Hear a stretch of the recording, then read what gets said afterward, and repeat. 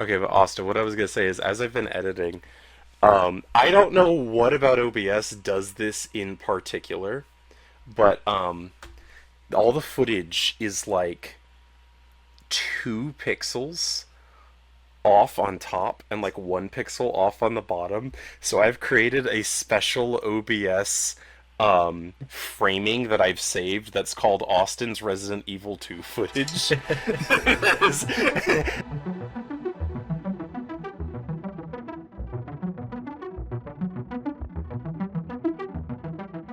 Fellas, we've made it to the final Resident Evil PlayStation 1 game, Nemesis. I'm Colin Malda, and with me today, I've got Austin. Hello. And Christian. Hello.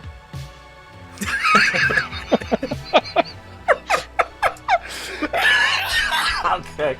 Fellas, I mean, probably the audience doesn't know because of the way we release these things is so slapdash, but it's actually been a little bit, I feel like, since we've sat down and recorded an episode. They're probably going to come out closer together than Part 1 of Resident Evil 2 and Part 2 of Resident Evil 2, but for us, it's been a hot minute. So I'm actually ecstatic, because not only are we finally back together, but we're also finally finishing this first season of the Resident Evil content, so I'm psyched for that. This is going to be a good time. Before we dive into everything, wanted to start with our customary question of the podcast. And I thought, given the subject matter that we're going over Resident Evil 3 Nemesis, I thought I'd ask you fellows, what is the scariest creature in a video game you have ever had to encounter? Austin, I will believe first. Okay, I wasn't prepared for an entire video game question. I wrote it down. You had like an hour to think about it. My brain interpreted that as the scariest creature in this game. Well, that's too easy. No. It's in a game. Yeah. Okay. You know, if you want to think about it, Christian, do you have one quicker? No, because Come to mind? my thought process was the same as his. Great, cool. So I write poorly worded questions. How about I I just first don't while y'all read. think that? Well, I mean, I should have put this out maybe an hour before we were going to get together. Okay, so I'll go first then.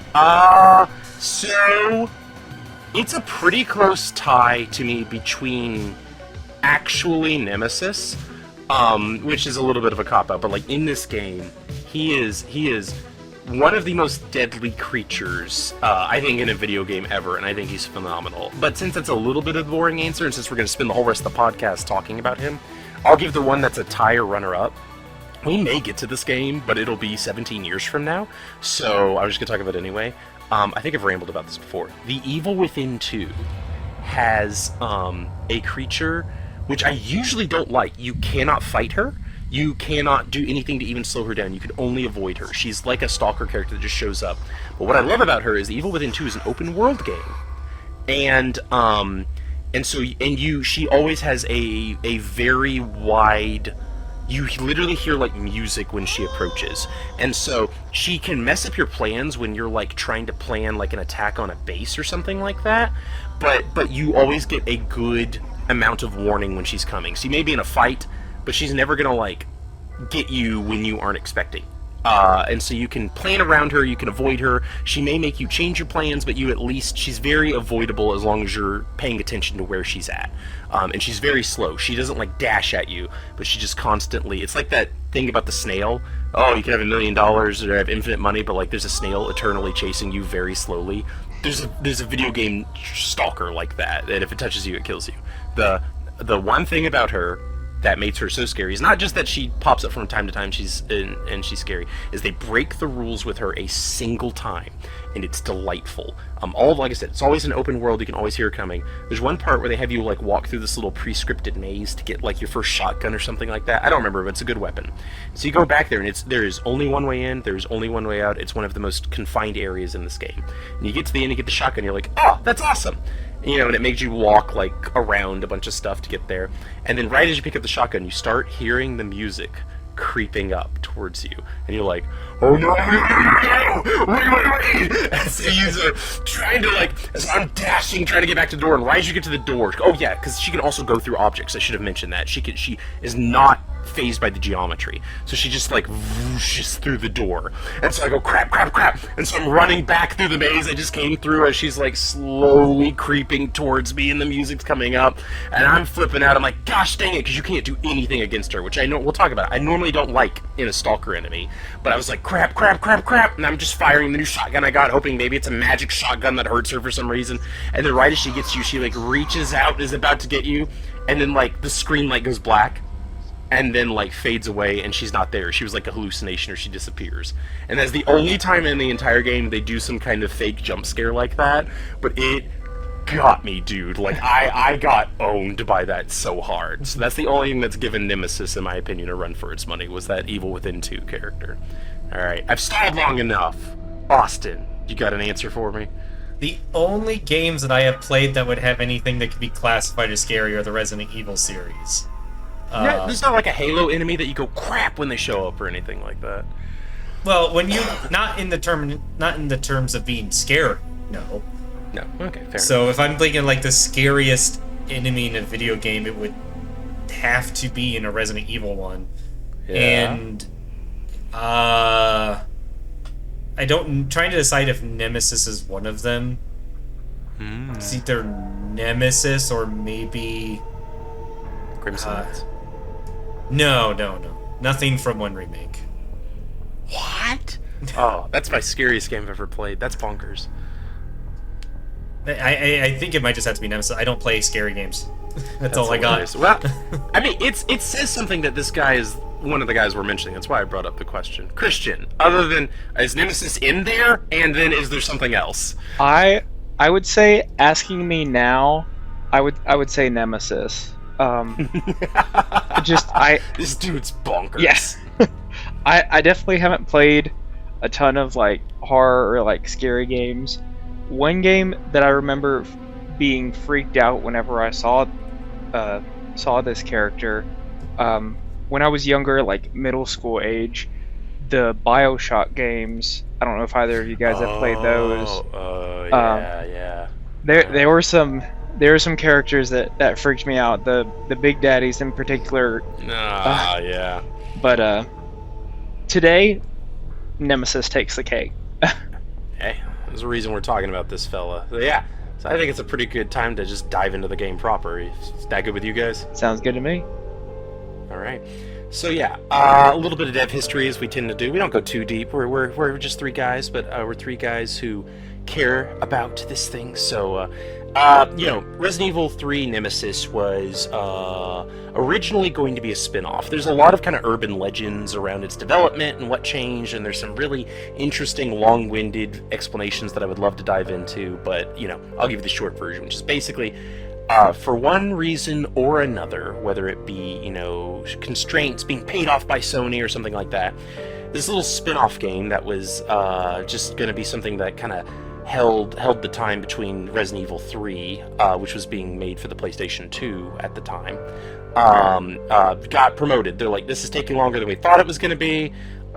We need a Resident Evil 3. We don't want to wait. 2 was a runaway success. We talked about they already delayed 2, but 2 was a runaway success. They're like, we'd really like to not wait, many years between each release. We kind of want to strike while the iron's hot. So, hey, you're working on a PS3 game. Hello, it's been promoted. Make it a full game. And so the director, who isn't even in gaming at this point anymore, it was funny, he was like, oh, okay, he thought he was just making a little spin-off, and it got turned into a full-fledged game. And we'll get into that in a bit. It kind of shows.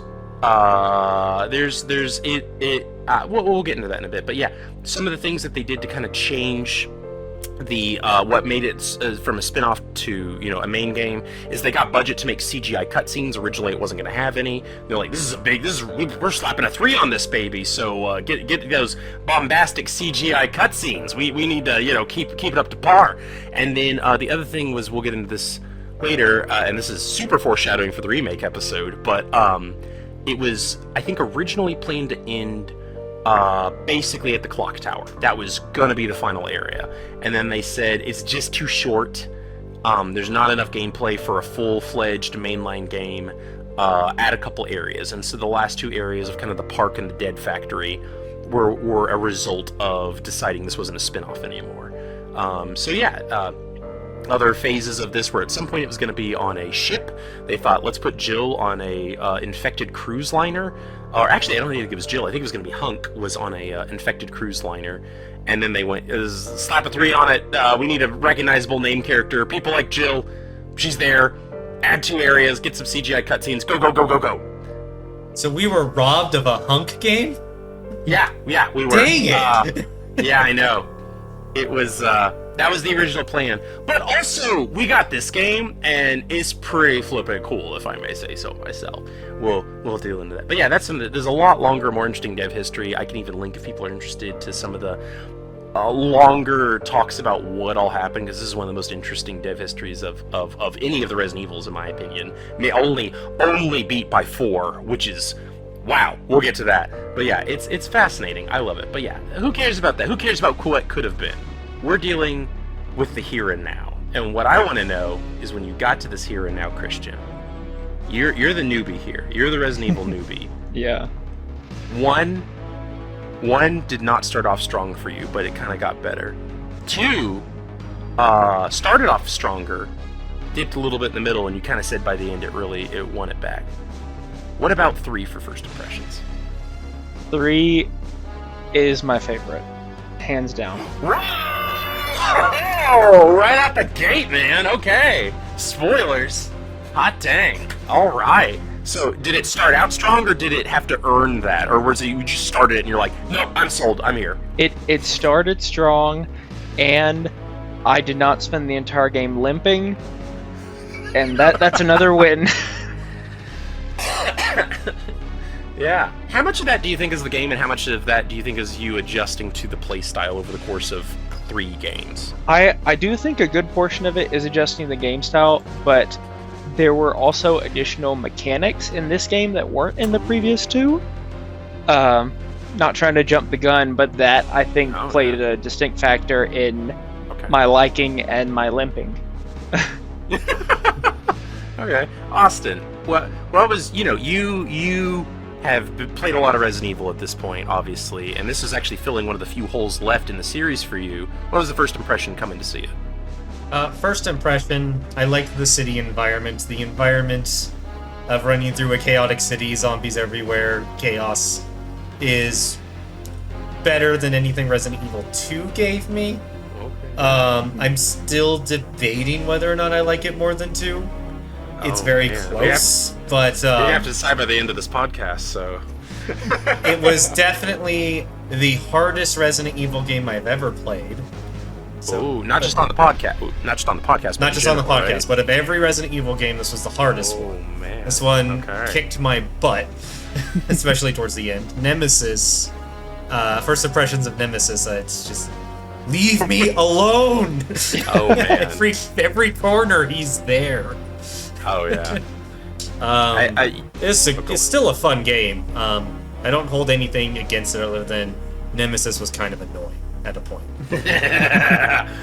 Okay, I have a horror story for you real quick. I'm the only one that delved, I think, into the extra content, which I feel mildly bad about this podcast, because this is the one that, more than even 2, I feel like the extra content really is a part of the package in a big way that I hadn't experienced. But there's this silly mercenaries mode, just like get from one end of the city to the other end of the city. There's other areas, but the city's the biggest first area.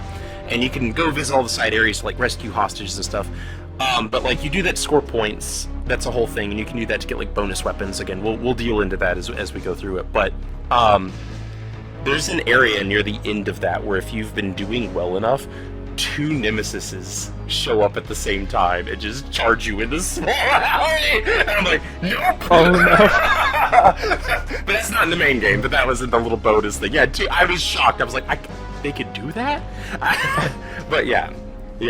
So I guess digging into that, so that CGI cutscene is like full bombast. 2 started kind of after the city's already gone. 3 is interesting in its setup in that the first half of the game is a couple days before Resident Evil 1, and then Resident Evil 2, and then I think the second half is a day after Resident Evil 2. There's a time skip in the middle of it, so you get to see the city falling in the first place, and it's I thought 2 is bombastic with its intro, but 3 is like, I'm feeding you to the wolves, baby. That's how it feels. But yeah, I guess the first big question is, there's obviously that difference in we're ratcheting up the action again, but Christian, you mentioned gameplay differences being something that really hit, and mechanic differences. You want to talk about any of the specific things that were like, stood out to you in this instance? Well, quick turns completely changed the game for me. You no longer have to slowly, okay, I'm an 80-year-old woman turning around. You can just turn around and go. And then the dodging mechanic, while it was I had a hard time figuring it out, but I resulted to watching some YouTube videos on it, and afterwards I felt like I somewhat got the dodging mechanic down, and that was very, very helpful, especially against big bad Nemesis. Nimmy boy. I'm gonna save a rant for the dodging mechanic in a minute. Austin, I have feelings. Austin, what about you, gameplay? I mean, obviously it's the same things, but did anything else stand out to you as like especially big or different or interesting here? The one mechanic that's exclusive to 3, as far as I'm aware, is the more in-depth ammo crafting system that it introduced. Mm-hmm. Being able to combine the different gunpowders and then further combine those with other items to create different types of ammo, and then the more you do it, the more ammo you get, and then enhanced ammo. I really liked that. That was really fun. I'm looking forward to the rant on the dodge, because the dodge sucked. It only got me killed. It was never helpful. No, I can't take that back. There was one time when it was helpful in the early of the game, when I first encountered the crawly boys that rip your heart out. I call them the brain suckers. I think the there's brain technically suckers, two yeah. different types, but one of the first encounters with the brain suckers, it actually saved my life once there, but every other time I encountered them, it killed me. So I don't like that. I don't know if there's really any other new mechanics beyond those kind of two main things. I mean, there's the big one. Nemesis? Yeah, Okay, and well- the choices. The choices, yeah. The choices are kind of goofy and fun. I like those. Yeah, I'd say the big difference between those two, which are what I find interesting is that relates to the ammo and the gunpowder. That's, I think, worth mentioning. Is this is the most linear Resident Evil we've played so far. There's not a lot of what door are you going to go to first? What wing of the mansion do you want to go to first? That was already being condensed into, but it's really it's a straight line, and you go forward in that straight line, and then you go back in the straight line. And then sometimes they're like, here's a straight line, and do you want to hit objective A that is first on the straight line, or do you want to walk past objective A to hit objective B and then walk back to get objective A? There's very superficial and very little in the way of map making, decision making. But what was interesting is I still found myself, I'd say even more than 1 and 2, making a lot of decisions and player expression through specifically the ammo crafting system. Because all my runs through it before, the first time I went through it, spoilers, I played through 3 times for the podcast, and I've played through it several times before. But I really liked this game, and I really wanted to win. But yeah, what I found myself was the first time through, I was all pistol and shotgun ammo. That was what I was I'm pistol and shotgun ammo all the way. And then I started Googling, because my scores were not very good, as again we'll get into. And I started making more ice ammo and more advanced pistol ammo in a lot of later runs, and then just not even getting the shotgun ammo hardly at all, as a result. And I did find every playthrough that, even though I was going to the same places and mostly the same order, the type of ammo I chose radically changed my experience, and I thought that was pretty nifty. But I've gaffed around long enough. Yeah, Austin, I'll bug you. We'll get to the choices in a second, but the big mechanic is, of course, Nemesis. And I want to hear your experience. What happened? How'd you meet the big guy? What's he do? Set the scene, paint a picture. Oh gosh, if you're going to try to set the scene on exactly how he was introduced, I don't remember. All I remember was the effect he left on me partway through the city, because I honestly don't remember the exact introduction, the first time he shows up. But I remember where he gave me a lot of problems at, which was more near the restaurant. Okay, we can get to the restaurant. But okay, Christian, do you remember how he was introduced? All okay. I remember are stars. Star. No, that's not like that. No. Stars. Okay. No. Okay. I'll set the scene. City's fallen to zombies. You know, it's been bad. First it was a mansion. Now everything's gone to crap back at the city. We all know what happened. The rats, Birkin, it's all their fault. In the midst of all that, Jill's like, I gotta get out of here, and I'm leaving. And on the way out, she runs into who but Chicken Heart Brad. Who's Chicken Heart Brad? You may have forgotten. He was the helicopter pilot that ran off when dogs showed up in the first game, but came back at the end after everything was done to come pick up our intrepid heroes. So that's who he was. You know, your lifelong friend who abandoned you, but he also kind of came back to help you eventually, so he's not all bad. And he shows up, and you meet him, you know, throughout the city, and he's like, dude, it's after us, it will not stop, it cannot be stopped, run, we're out of here, I'm gone. He doesn't even hang around, like, again, living up to his name, Chicken Heart Brad, he's just gone, and she's like, what's after us? And he's like, I don't even have time to talk to you about this, and leaves. So there's already that foreshadowing, and I think that's fun. And then you make it to the police station to try and get some ammo and some equipment. You show up, and Brad is like busted up. And he's like, sure, we're not gonna make it. And you're like, what? And then who would fall down? But like the teenage emo-phased son of the tyrant and Mr. X from the first game, except he's into tentacle porn, and he uses his obsession to just like hentai the heck out of Brad's head. That's just what happens. He just is like these horrible, evil, like veiny vines, and he just jabs it through Brad's head, and is like, yeah, okay, now I'm gonna kill you too. And it offers you a choice. It's the very first choice of the game. Right after it murders Brad right in front of your face, it's like, hey, you want to fight this guy? And yeah, that's where you get the first choice. I love it. I love it. What did y'all choose on that first choice? Well, you told us what to choose in this particular case. Fought, grabbed the key, and then I ran the wrong way first. I didn't run into the RPD. I ran back out. I'm like, crap, I have to go back. And then he ran back in, he punched me in the face, and then I got in the RPD. Yeah, so y'all both took my advice on that one. I did both. Oh. Because... How'd you do both? Because so the first time, I chose to just go into the RPD, and I eventually died, and I hadn't saved. So I had to restart the whole game. And then I was like, well, let's see. You suggested I do this, so let's try that. So I at least got to see both, and if you choose to just go into the RPD, she has some very dodgy moves. She does like somersault and like cartwheel, and then dives in. Yeah, you get some action flicks. Yeah, things that she never does for the rest of the game. If you happen to get lucky with the dodge mechanic, which we're I don't know. Should we save the dodge mechanic for later, or should we just go into that now? Whenever you want to rant. Okay.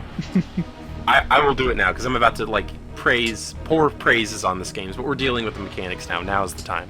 Okay, I love this game. I think in nearly every way, it's an improvement on at least 2.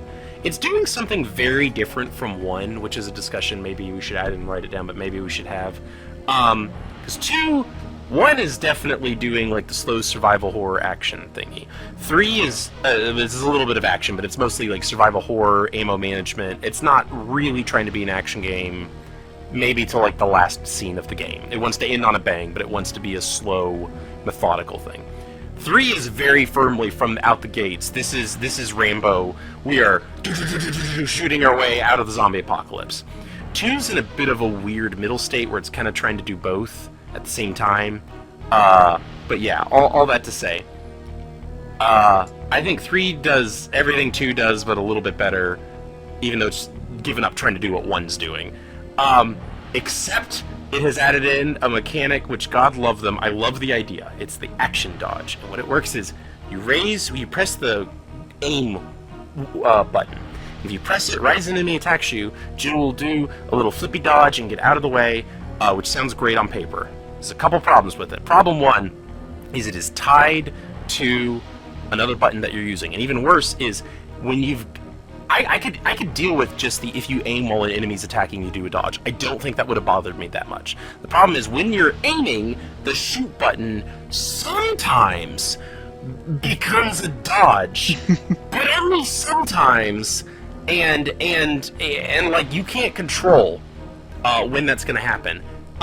Also, fine, like an enemy's coming at you and you're trying to shoot them, bam, you roll out of the way. That's the idea. I love that. So problem one, though, is, yeah, a lot of times you're trying to shoot someone, and quite frankly, especially with the shotgun in particular, I'd rather take a little bit of a hit but get the shotgun blast off. I'd rather the two of us hit each other, because that shotgun's going to knock them back.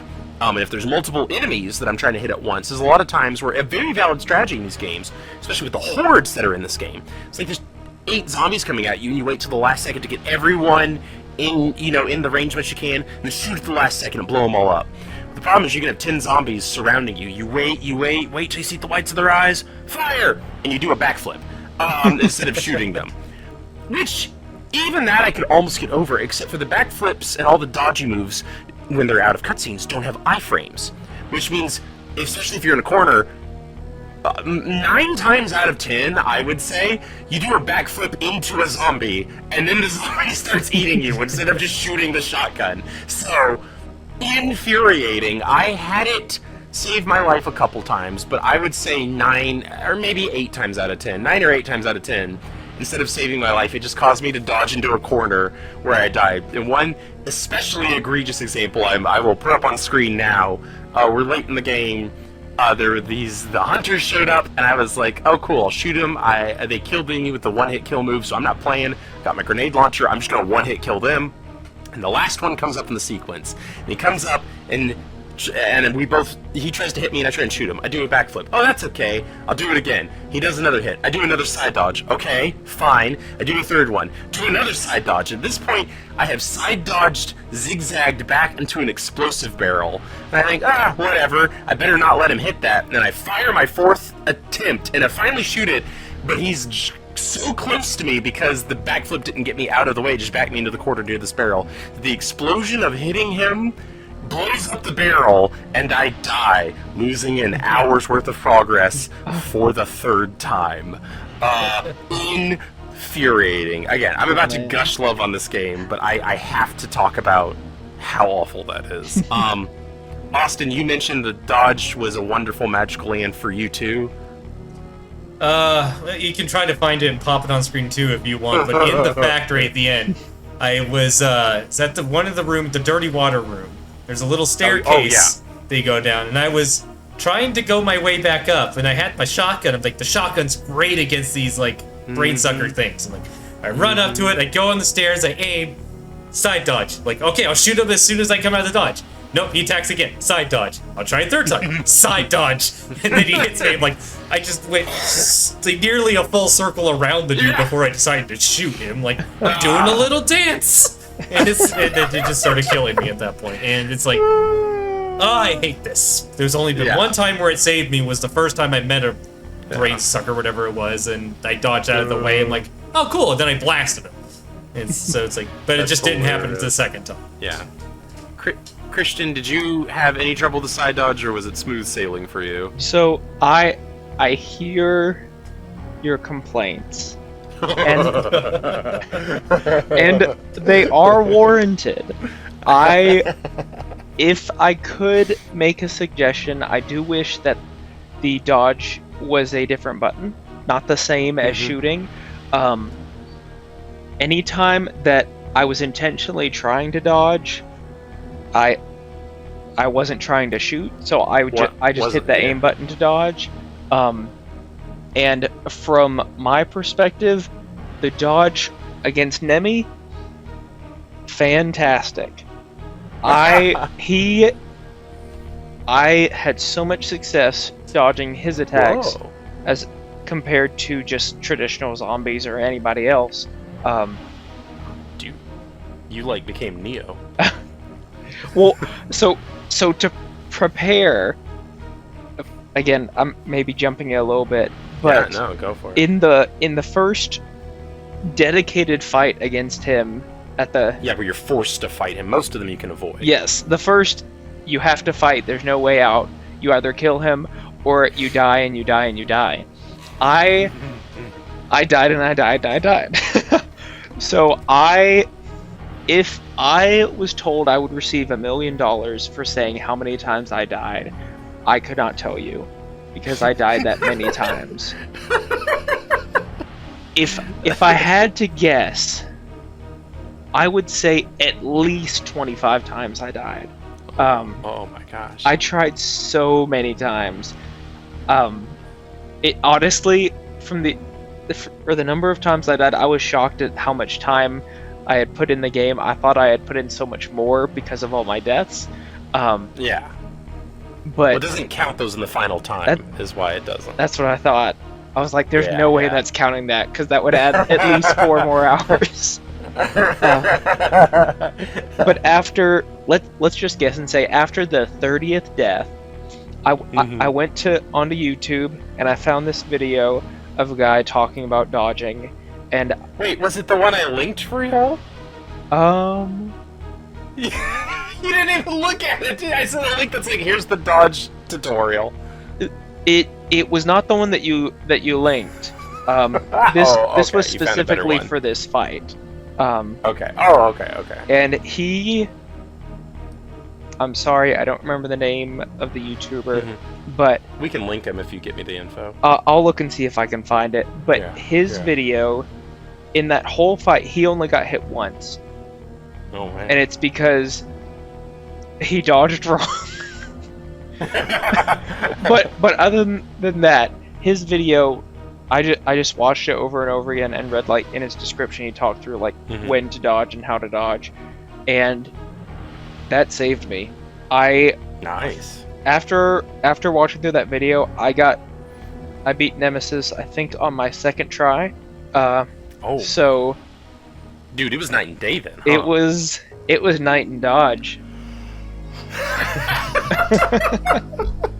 Terrible. Oh man, that's awesome. Yeah, as we'll get into, I ended up getting. I played this game a lot. I still never figured out the dodge quite. I just like ignored it as a mechanic. I love hearing that you like really dug into it and figured it out. That's honestly really cool. If I hadn't, I'd still be fighting him. Oh man.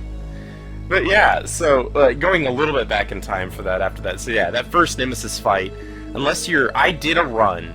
I did 3 runs. My first run was beat Nemesis every time it would drop an item was my goal, because I've beaten this game a couple times. So I didn't figure out the dodge. I just figured out how to trap him on corners. That was my whole strategy. So I just would find a corner. I'd Google where a corner was, trap him on that, and then just pebble like 60 handgun ammo at him until he died, basically. But either way, if you fight him or if you run, you can grab that card on the way in and hit one of the first areas that's memorable. You revisit the RPD, and you only go down like one hallway or 2 hallways basically. But I got a question for y'all: Is that a fun connection that makes you happy, or does it feel like lazy asset reuse, or both? Austin, what do you think? I liked it a lot. I like the RPD. Yeah. I like it from 2 OG. I like some of the similarities from when my first Resident Evil Game of 2 remake. I like the RPD. It's a fun set piece. A story about the RPD was I learned a new mechanic about Nemesis in the RPD. He follows you in different rooms. Yes! And that's terrifying because I'm like, Nemesis, I'll run into this room. Like, okay, cool, I'm safe. Then the music came back on and I was no longer safe. I just kept running. And then the music kept following and I just kept running. It's like, okay, I'm done exploring, bye! You mentioned that you felt like you couldn't explore a lot because of how prevalent Nemesis was, right, Austin? Especially in the early game, I was just like, okay, I want to check out... Like, there was one room in one section that I never ended up exploring, just because in the early time when I wanted to explore it, Nemesis was too persistent and I couldn't check it out. The cafe had like a basement with a freezer. I have no idea what's down there. Never got a chance to explore it. Oh! There's nothing there. Yeah. Dang it. That's sad. It is if you choose to hide in the basement instead of hiding in the kitchen when one of those choices pops up, basically Nemesis just comes down the hallway and it says, "Now you're fighting in a hallway." That's just the wrong choice. I said earlier, so I guess I lied. I said earlier, like, you can't make a wrong choice in this game or something like that. You can in that one. That one is just like, now you're fighting Nemesis in the basement. That's all that's there. So you didn't miss too much, but yeah, he's very persistent there. Yeah. So yeah, Christian, were you happy to see the RPD again? I thought it was nice. I think it was a creative way to reuse assets. I'm glad we didn't have to redo puzzles. Do the whole thing. Yeah. Do you want to push those statues again? No. That I was. Oh. When we got to that part, I was like, "Oh my! I have to push those statues again." But thankfully we didn't. Yeah. I do think it's a little bit funny that they picked, like, and I get why, because setting-wise it doesn't make sense to bring back stuff from 1, but it does crack me up that 2 was already running so behind they reused a lot of assets by, like, doing the Claire Leon thing and splitting them up into, like, 2 separate campaigns, so you have to play both. And then they're like, crap, we still gotta get more use out of those assets. Put them in 3, put them in 3! Like, that's just like, I wouldn't be surprised if they showed up in Code Veronica next. It's like, we're just gonna live with the RPD now. Yeah. But it doesn't bug me. One of the most memorable Nemesis moments is when he just friggin' pops out that window right by the save room. Oh my god. That's just terrifying. I loved that. Remember we talked a lot about in 2, how often, like, jump scares were? Mm-hmm. And how they got kind of comical in the second run of Resident Evil 2. I felt like they hit a really nice bit here where I never felt like they got comical like they did in 2, but they were pretty prevalent. It was like you didn't go too long before Nemesis would show up or more zombies would pop out of the wall or whatever. It's And cars that were destroyed or on fire. Kick down the car doors. That was fun. Dude, the amount of flaming zombies just coming out of, like, the city waste is a little bit terrifying in this game. But yeah, so that's we went through the RPD. You mentioned the restaurant, and pretty quickly after the RPD, or right around there, that's where we meet Carlos in this game. He's really fun. He, you know what? Last time I asked y'all to remember story elements, it did not work. So I'm going to tell you who Carlos is, and you tell me what you think about him. He was a mercenary hired by Umbrella, and they're like, you know, Umbrella's bad, and Jill's like, I don't want anything to do with you. He's like, dude, I just got paid by them to, like, come save people. Like, I don't know why you hate me so much. Which is mildly hilarious because I feel like everyone else on his team is, like, clearly an evil Russian. Like, he's just this one Hispanic, like, friendly Hispanic dude who's like, hey, I'm just, like, here to help people. And everyone else is, like, sitting in the corner being like, yes, they have taken the bait. And he's just there for Taco Tuesday. Yeah, like, even the guys who are good, because there's, like, one of the evil Russians ends up being, like, a stand-up guy, but, like, I do love that, like, everyone else on that team is, like, an evil Russian, but Carlos, for some reason, it feels like. It's pretty funny to me. But, I mean, like, we're all Team Carlos, right? Like, he was fun, right? Yeah. Carlos is great. Yeah, I really enjoy Carlos. I will say, spoilers again, I think he's even better in the remake, and is one of the few things that's better in the remake, but I love him here. He's great. He's just like, he's just like, I don't know how to explain it. He's so relaxed in the middle of the apocalypse. Like, he's not, like, doesn't care at all, but everyone else is, like, freaking out, and he's just like, lady, what's your problem? And it's like, I don't know, maybe the end of the world? Like, well, he has an assault rifle. He's kitted out. Yeah. You know what? That's a good point. That is a good point. He mowed down everybody with that assault rifle. I wish he would have let us use it once or twice. You can get it if you play the bonus material, and also you get a chance to use it in the game later, and you know, he can die, actually, and you can get a game over if he dies. Yeah. It's very hard to happen. I've never had it happen, but I know it's technically possible. I've watched some videos on it. So, yeah, but you need another guy. You're not very alone in this world. He shows up about as often as Claire or Leon, I feel like, shows up in... Actually, maybe more often. Actually, more often now that I think on it. But, like, a combination of, like, Claire and Ada is the amount of he's in the game, I'd say. If you compare like a Leon run, maybe a bit more, but yeah, it's really fun. So you're running through the city. You're trying to get this tram repaired to get out of there. Mm-hmm. Carlos is totally not evil Russian spy boss, is just hanging out there laughing menacingly, killing people, talking about how it's survival of the fittest and other normal things that normal people do. So yeah, that trek through the city before we kind of move on. Austin, you already mentioned that like you really enjoyed the city and felt like you got more of a chance to explore it in 3 than you did in 2. But like layout wise, I mentioned it was pretty linear. Do we have any strong feelings about like the puzzle elements of the linearity? Does Nemesis ruin it all? Austin, any strong feelings on the city before we move on? I love the set piece.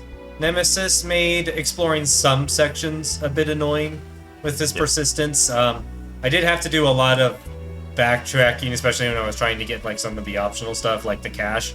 Took me a while to kind of find that, so I spent a good chunk of my time just trying to figure out, okay, where am I going in the city, pulling up my map all the time. But I enjoyed like the random zombie events in the city, like, them busting out of the cars on fire, just zombies repopulating areas. I like the zombie aspect of it. I could spend an entire game in the city with like random zombie encounters like that. Best part about it. Highest praise for it. You should have tried. You gotta try the mercenary mode sometime, man, because that's 90% of what it is. With Nemesis just there occasionally. But Christian, Zombie City, yay or nay? I really liked the Zombie City aspect. I thought it was. I just really enjoyed the atmosphere. Instead of being like confined to a building, being able to run through the streets, even though it was very linear. I never knew when a zombie was going to jump out of a car. Or Nemesis. Yeah, or Nemesis. Yeah, I mean, I really liked all the areas. Trying to think if there was anywhere in particular. I mean, you could visit the places in the city, just to recap, are like the streets themselves, the RPD. You go to kind of the newspaper place very briefly. There's the gas station with the Back to the Future car, the DeLorean is there. I don't know if y'all noticed that. I love that. And then there's the tram. The power those grid are all the place. The power grid. Oh, how could I have forgotten that? The power grid does remind me of one thing I didn't put on here that I want to talk about. We complained so much about this last time. Puzzles! It's not as many as one, but actual puzzles are here. Not move 2 statues around, or like go get a crow. There's of course that and go get a crowbar, but there were a few sprinkled throughout actual puzzles, and I was delighted to see them again. A couple of them, not many, but a couple of them are even randomized. So when you replay, you can't just memorize the solution. A lot of them you can't just memorize the solution, but I think they're sprinkled pretty evenly throughout the game. Were y'all excited to see them again, or were you like, you know what, 2 was right to get rid of these? I like the puzzles. They were not too crazy difficult. I think there was. I'm trying to remember which one it was. I think there was only one puzzle that was getting on my nerves. It's got to be the water filter one at the end, right? Was that the... Okay, it might be the water filter one at the end. The water filter is the one where you're given, like, an example set of, like, bars that are different heights. And no. That one was super easy for me to figure out. That one made a lot of sense initially. It was a different that's the one. That one. Usually trips people up.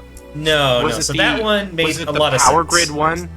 Where it has like different multipliers that you have to raise or lower to get the electricity within a certain... That one wasn't too terribly bad. I did a little bit of brute force, but I understood the concept behind it pretty well. It was just kind of like the weird divide, multiply the numbers to get the one that you needed to simulate the door. I watched you do the one that frustrated you. It was the 5 levers that are raising and lowering 2 pressure valves that you have to get even. That was I remember that one was bullcrap. No, but I liked the water one because it was sound related to me as well, kind of.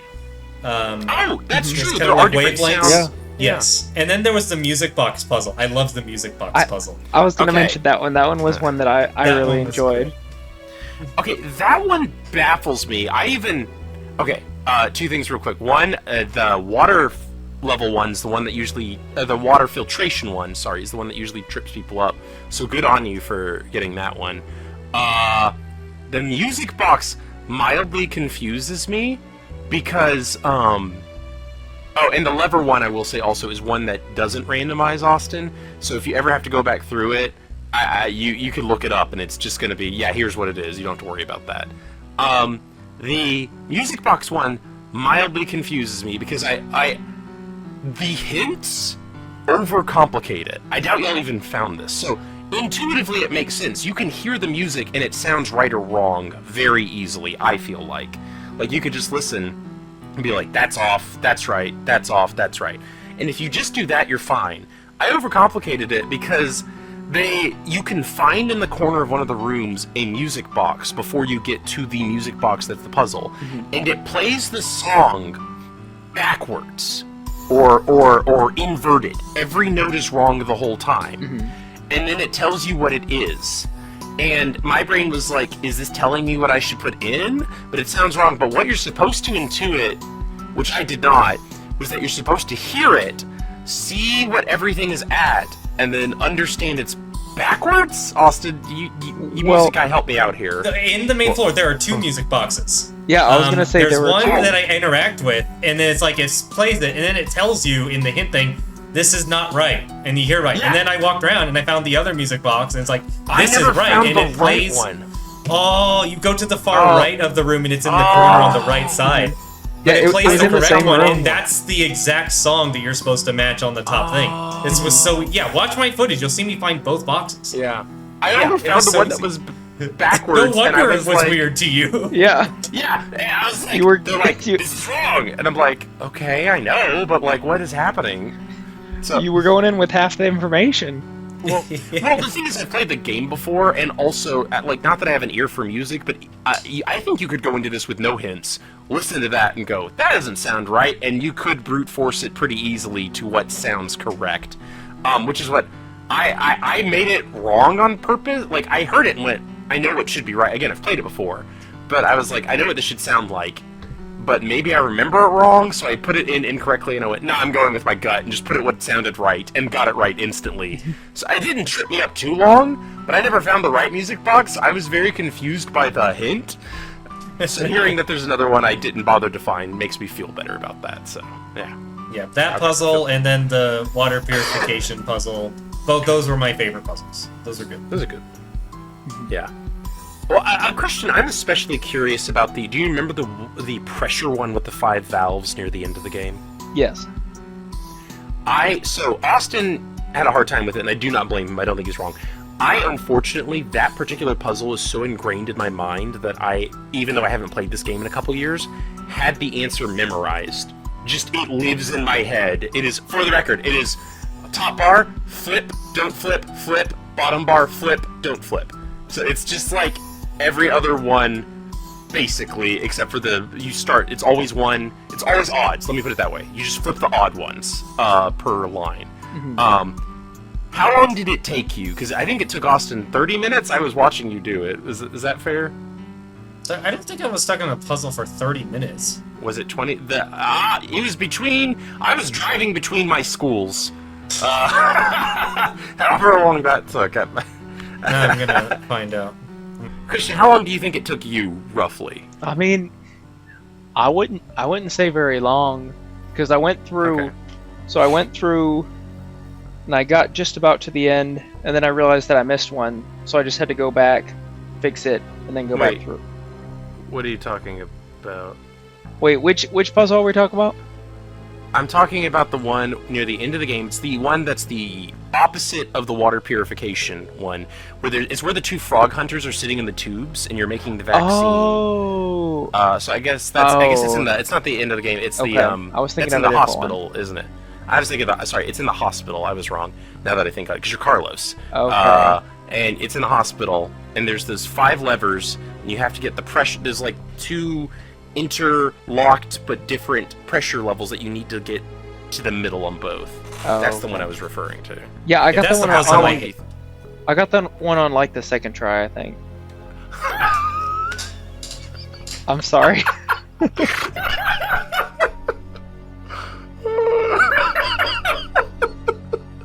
Okay, well, Austin, it took me about 20 minutes, if I remember. Now, mind you, this was 7 years ago, but I remember it taking me an inordinate amount of time to figure that out the first time, which is why it lives in my head, because it's like just still there because it took me so long that I was like, oh, finally, and I understood it.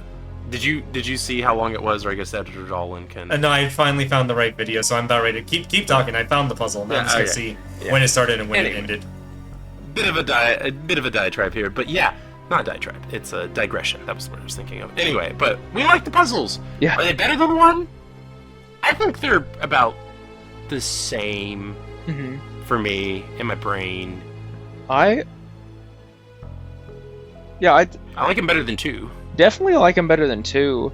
It's hard to remember the ones directly. 8 minutes. Okay, I was very wrong. Then. Yeah, that's really not long. No, I will not besmirch the name of Austin. I'm sorry. It was still the longest puzzle. That was when I just gave up remember. and started brute forcing everything. I might like them better than 1. The puzzles in this game overall. Maybe my favorite. Yeah, I would agree. I really liked the puzzles. Yeah. And I also liked how many, like, just regular doors, like, instead of just one key, you would have to, like, combine the key with something to be able to get through it. You're like- thinking of, like, the crank and the wrench, right? Like the crank and the wrench, like I think it was the Chronos key. Oh, yeah. You had to combine that's the true. There key were 2 with, like, keys. the locket, or, like, the Mhm. gears. You had to combine both gears, otherwise it would work in the clock tower. Yeah. So, like, those I kind of viewed as, like, mini puzzles, because it got me every time. I would always go and be like, I have a key, and it wouldn't work. So that I thought that was a fun part of it as well. There is a lot of item combinations to make progress. It gives you a constant feeling of progression because you're constantly picking up items, even if it's not the way out yet. And a lot of times, even though I mentioned it's very linear, a lot of times not based on where usually you get a key and it just opens up the next thing. But where the decision points are the built-in decisions that we talked about earlier. A lot of times you'll get one key first, one half of the key first, based on what choice you made. Like a great example is we're moving on from it now.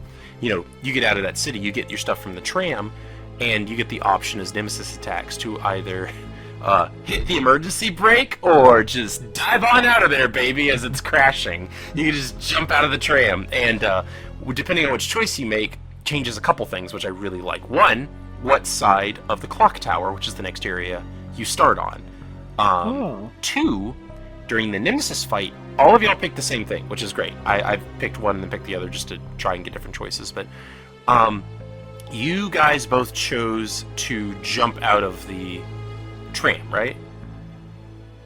No? I hit the I brakes. jumped. You jumped, hit the brake. Okay, well then okay, I misunderstood. So if you hit the brakes, I think I'm doing this right. If you hit the brakes, the first forced fight with Nemesis, where that you cannot run from, is at the end of the clock tower. And if you hit the brakes, Carlos shows up and shoots Nemesis's rocket launcher off his shoulder, and then gets sure-whacked to the side. Yes. If you jump, Carlos shows up. He doesn't show up for the fight, but he shows up earlier and says, here's some ice grenades, which is actually a subtle hint because those are Nemesis's greatest weakness in this game. So Carlos is helpful either way if you know. He's more directly helpful when he shoots off the rocket launcher, but he's helping you either way. But I do love, I think it's with the ice grenade version, where all his friends are dead at this point, and he's starting to lose some of his luster. And Jill's like, hey, what are you doing? He's like, I don't know, man. I'm just kind of overwhelmed. And she just, slaps him for some reason. And it's like, get over yourself. Pull it together. Be a man. And it's like, gee whiz, lady. Yeah. He just found out his boss is a murderer and also all his friends are dead. So, yeah. She it's so funny. She just slaps him. Who saw that? Which one of y'all saw that? Was that Austin? I saw the slap. No. Okay, I it was didn't that get a version of slap.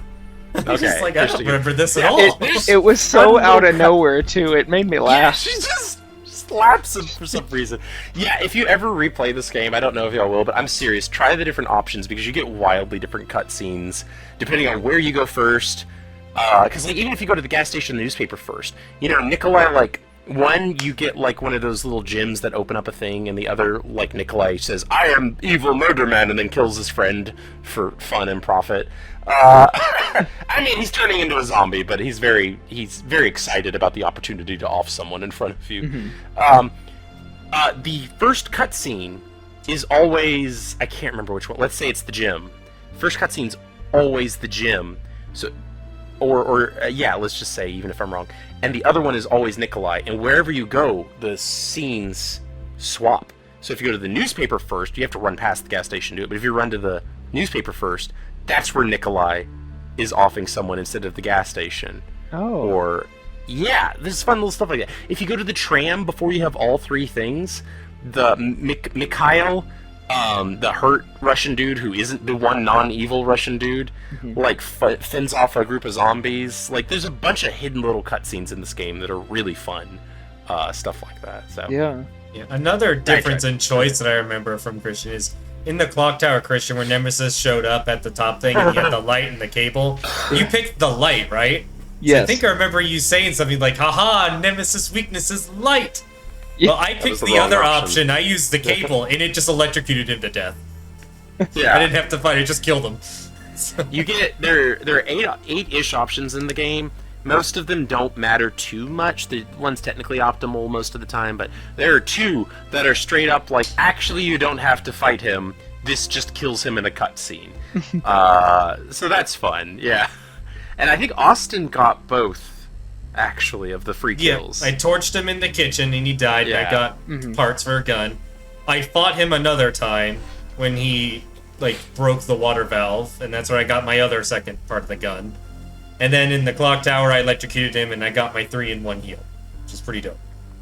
That's something I wanted to talk about. Part of what I love about him versus other people like Mr. X is we'll talk about difficulty pretty soon, but I think it's fair to say this is not even close to the most difficult Resident Evil I think any of us have played so far. There's only one that's in the running to be as difficult, which is 0. Generally by the community says sometimes 0 is thrown about as the hardest one, especially if you're trying to fight Nemesis. This is a tough friggin' game. But he's worth it, because if you kill Mr. X, don't you get ammo sometimes, or like a heal? Like, it's not, I don't know, you get something crappy. Nemesis gives exclusive parts that like make upgraded weapons. He gives you like unique containers that are 3-in-1 heals. Fun fact with those 3-in-1 heals, because they're all first aid sprays, if you use them but you find more heals, you can put them into the 3-in-1 heal container. You can refill it with that thing. Like, it's really useful. It's a permanent, like, you can carry 3 sprays for as long as you have it. You just recombine stuff, so it's great. There's a reason to kill him, despite him being so difficult. And most of the time, it's like, it's smarter to run. But, like, if you choose not to during those optional things, and you're skilled enough to do it, it really rewards you with some fun upgrades. And I love that, because that's what adds to the terror. I've mentioned this several times before. I don't find forced running, you can do nothing but run, most of the time very interesting. I think it removes an element of tension, because there's always one optimal solution. That's why I said Mr. X was so much of a joke before. There's no reason to fight him. Run past, take the one hit, okay. Like, that was always the right option. With Nemesis, sometimes it might be worth it to stand it out and fight, because it'll set you up better for later fights. And I freaking love that. So, sorry, that was my little rant about Nemesis. I love him. It's my boo. But yeah, Clock Tower was dope, but at the end of that fight where you became Neo, Christian, despite your best efforts, I understand Jill got poisoned. Is that correct? Yes. Yeah, want to tell me about that? So, it's in the cutscene, so there's nothing you can do about it. And he tentacles her. He entices you. Yeah. Yeah. So I sometimes call him Nemesis-Squid, because of his tentacles. But so So yeah, he hits you with that, and there's no way to, you can't heal it. You can't use healing items or anything. So you're just Oh, I mean, you can heal your health, but you Yeah. can't get rid of the status. yeah. It just says virus under your status. But thankfully, you can still recover your health. So he hits you with that, and then it's like, okay, fight time. Yeah. So then you have to do some dodging, or do some freezing, and then you kill him, and then Carlos is like, "I'll take care of you," and he carries you off to the little chapel, lays you there, Yeah. lays you on the altar, and it's kind of a weird picture, but he's like, "Okay, I'm gonna go try to find something. I'm just gonna leave you here on this altar. Step outside. There's like 100 zombies there, and then he mows them all down with his assault rifle." Yeah, that's where the time skip happens. Is like he cares for Jill for a couple days, is what's implied, and she's not getting better, and he's like, I gotta go do something because she's gonna die. And so yeah, there's a hospital conveniently right near the clock tower, and canonically, yeah, at this point they figured out like a vaccine or something. I guess it's not a vaccine because a vaccine's like preventative, right? So I don't know. Medicine. Good medicine for get rid of zombie virus. A cure? Yeah, I guess, but it apparently only can be made in small doses because the whole rest of the city is screwed. It's a fun little diversion. The last game let you have a little section where you played as like Ada, briefly, or Sherry, and then there was the first game would let you play if you played as Chris, which y'all didn't, as Rebecca for like 5 seconds. But this is a meaty little, like, dungeon, I guess is the best way to put it. There's, like, 4 floors to this hospital, and it is filled with enemies. And it's fun because they can really, really fine-tune the difficulty to be exactly for the amount of ammo and weapons you have. Because they don't let you... They just set up a Carlos, and Carlos is like, alright, you got an assault rifle, you have a pistol, you can pick up 60 pistol bullets. Other than that, and you can pick up some health. Other than that, like, you've got enough ammo to deal with the enemies, but, like, not enough to, like, miss a lot. Yeah. Go crazy, kid. Like, the first thing you see is, like, hunters. I think it's where the hunters start showing up. And they show up, and the first thing they do is do their one-hit kill decapitation move, like, hi, remember this? Oh, man. Yeah, so thoughts and feelings on the hospital area? Austin, I'll bug you. It was a fun time. I liked when I went to the elevator, and I think I don't remember which floor I went to first, but the moment it opens, there's just horde of zombies right there. And I think you were watching me at that point when I was just using my handgun on him, and you were baffled that I didn't take a single point of damage. He grabbed the assault rifle when 20 zombies trying to pour into the elevator. He just goes, poof, poof, poof, poof. Poof. And like they'd get like an inch from his face, and that last shot would be the one that would stun them, and they'd fall back, and he'd be like, reload. Poof, poof. And he sat there for like 30 seconds, just like shooting her with the pea shooter, and they all died. I don't think he took a single hit. Wow. And I was like, baffled. Yeah, I took a hit the moment I left the elevator. But yeah, there's one like hiding by the door, but yeah. Yeah, that's where Carlos has some puzzles. It's a nice little, it's very minute. It is very clear. This is, again, that's where the game is going to end, so this is very clearly like, crap, I gotta add some more stuff. Hospital!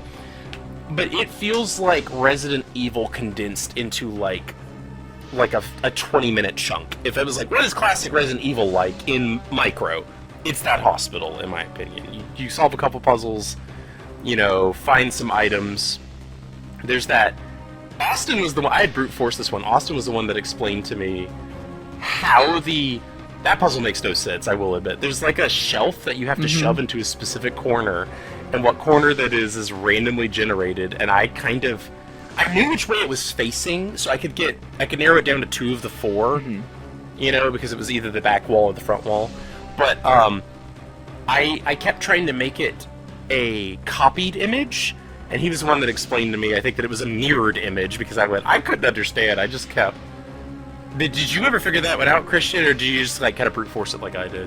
I mean, I just kind of kind of guessed. Put it in a corner. Yeah, like I could tell, like, okay, it's facing this way. It wouldn't make sense to put it where the drawers are into the wall. So I knew it was one of those two. So I tried it. It shocked me. So then I was like, well, it's already against the wall. So I just ran out of the room and ran back in, and then it reset. So then I put it in the other corner, and it took it. Which the where you get the code, because after the picture drops, the room next door. The room next door. I died one of the times. What was there for you? So I saw two things. Oh, you gonna bring it up? Yeah. The first time I went in and I was like, "What's in here?" So I walked through to like the very end of the room, and there were these bodies on the ground around me. Yeah. And then once I get to the corner, all three of them just stand up, and they're zombies. Yeah.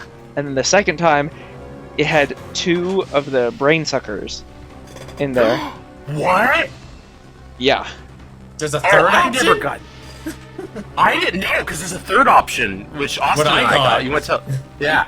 What did you guys have? Worms of death. Yeah, the little eels that try and eat you, like in the sewers and stuff. Flooded with like these little eels worm things that just like jump at you. Yeah. Yeah. I walked in, saw them for the first time, went nope, and left. Yeah, you did. Never went back. If you, so like after I tried the first time and went to the back of the room and realized there was nothing there, I basically poked my head in, grabbed the piece of paper off the body next to the door, and ducked right out. So that's one of the fun things about this game is, again, kind of in an effort to give it more replay value, because it was very limited. It was going to be a spin-off. There's a lot of randomization in this game. I mean, an insane amount. Different rooms will like roll a die on what enemies show up, and what kind of healing items will show up. Different things like that. And sometimes if they're not in one spot, they'll show up in another. Because there's one part I was like, oh, Austin, you can walk over here and there's healing items. And there weren't. And I went, no, there aren't. And then like later in the hospital, they showed up. I was like, okay, they are there. They're just a different room. But like, it is, I kind of love it. I can understand how that could be frustrating when you're trying to play an optimal route as like a speedrunner or something. Mm-hmm. And I am very frustrated with, okay, here's a question for you two that was relevant. Okay, first off, sorry, jumping back a little bit, the power station. Mm-hmm. There's the room you have to click to like get out of there, but there's another room. Did y'all open that room first off? Yep, I opened all of it. Both. Okay, what was in that room, the secondary room, not the one that was necessary? Was it a Magnum or a grenade launcher? It was one Magnum. of those two. Grenade launcher. Yeah. This is what sucks, okay? Because it is random. I think it's weighted maybe like a couple percentage towards the grenade launcher, but here's the thing.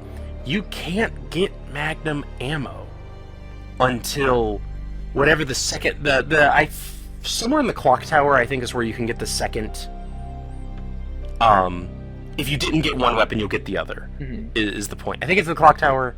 It's somewhere later on. That's the first chance to get one, and you get the other. You can't, if you get the Magnum, you don't get ammo for the Magnum until you would have picked it up the second time anyway.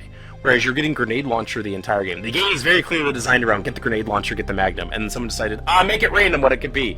So if you get the Magnum, it's just like, those are your 6 shots, and you're gonna have like 40 grenade rounds just sitting in your pocket doing nothing. Which is infuriating. Because here's the other thing. Yeah, like you can mix 2 types of ammo. You can mix 2 types of gunpowder together and like make grenade ammo, right? But you have to mix like 6 types of gunpowder together to get 1 set of Magnum ammo. So it is like never beneficial to even try and like use powder to make Magnum ammo. So yeah, if you got the Magnum, Austin, me, bad luck. Just sucks to be you. But that's kind of half the fun, is like the randomization element. Mm-hmm. So, hang on. So, the Magnum in the power station is bad luck? Because that was the last... I already had the grenade launcher by the time I got that Magnum.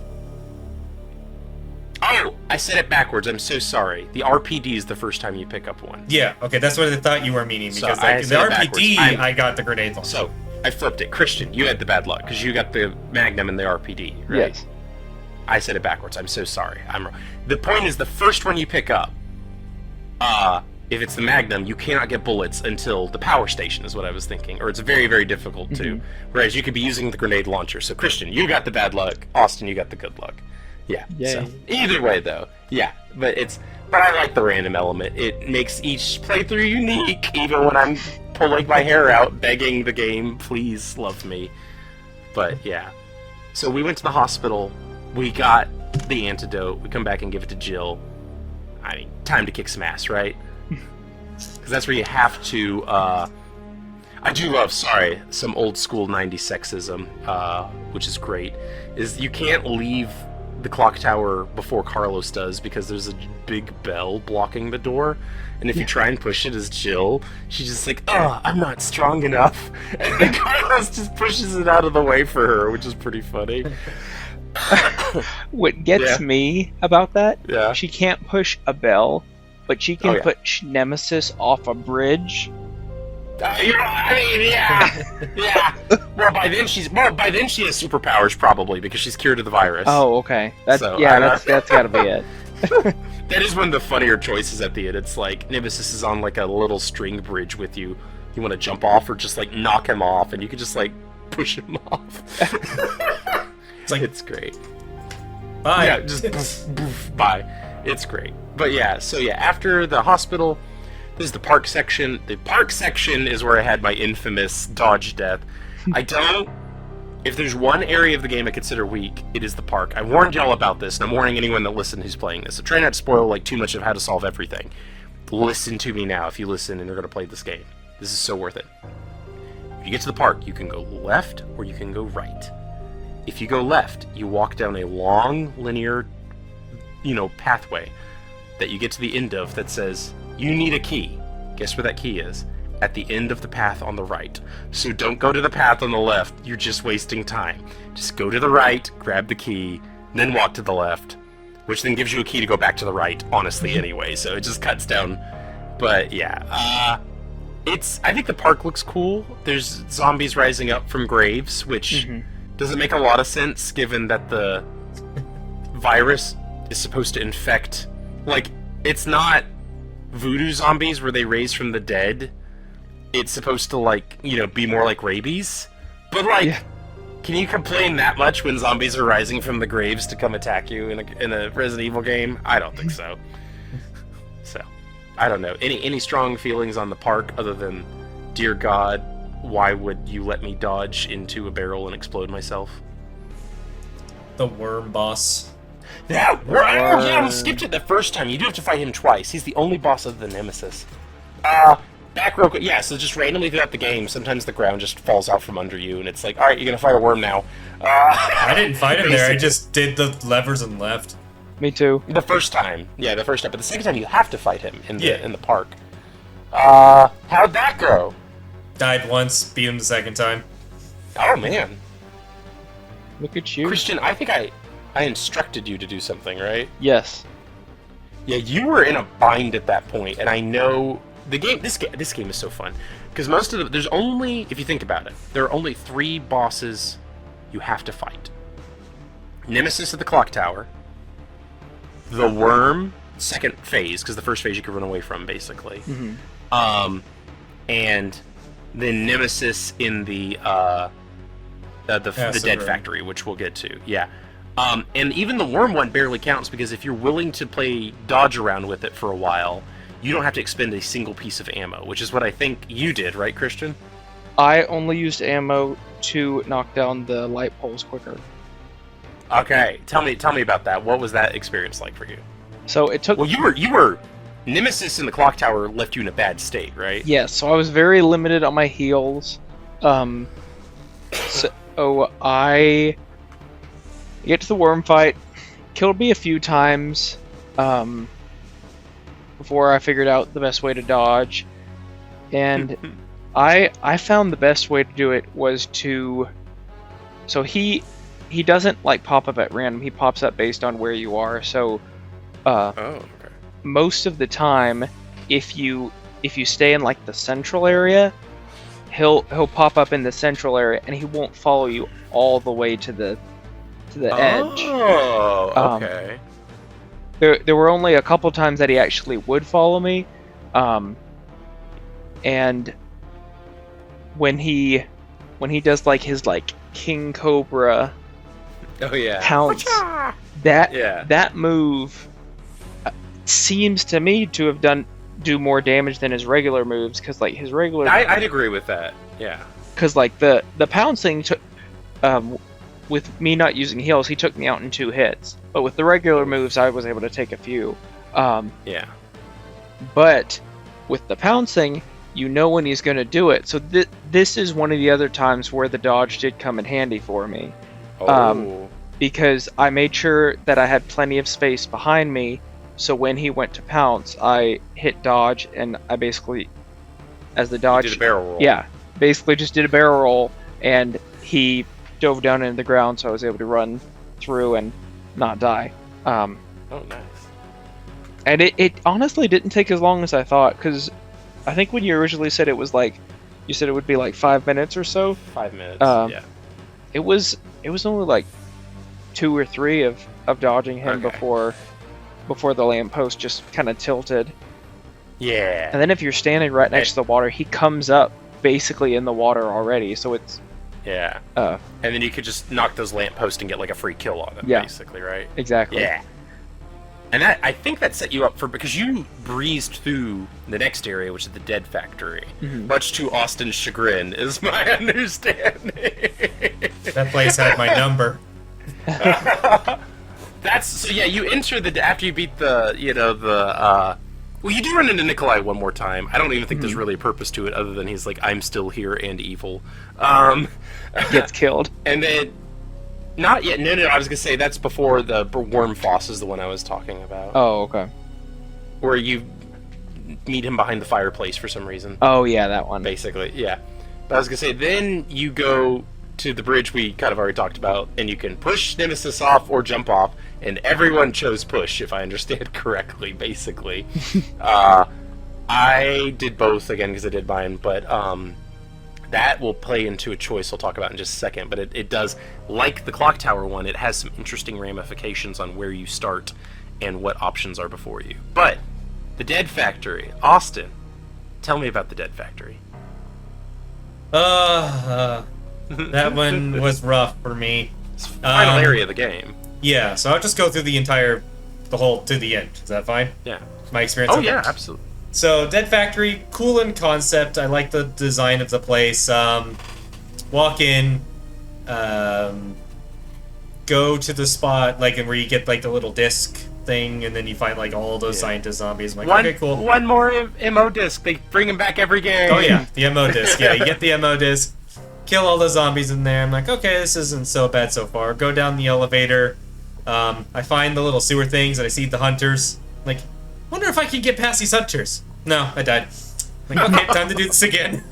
Grab the MO disc, go back down. Thankfully, there weren't hunters this time. There were the little slug things, so I just ran by those guys.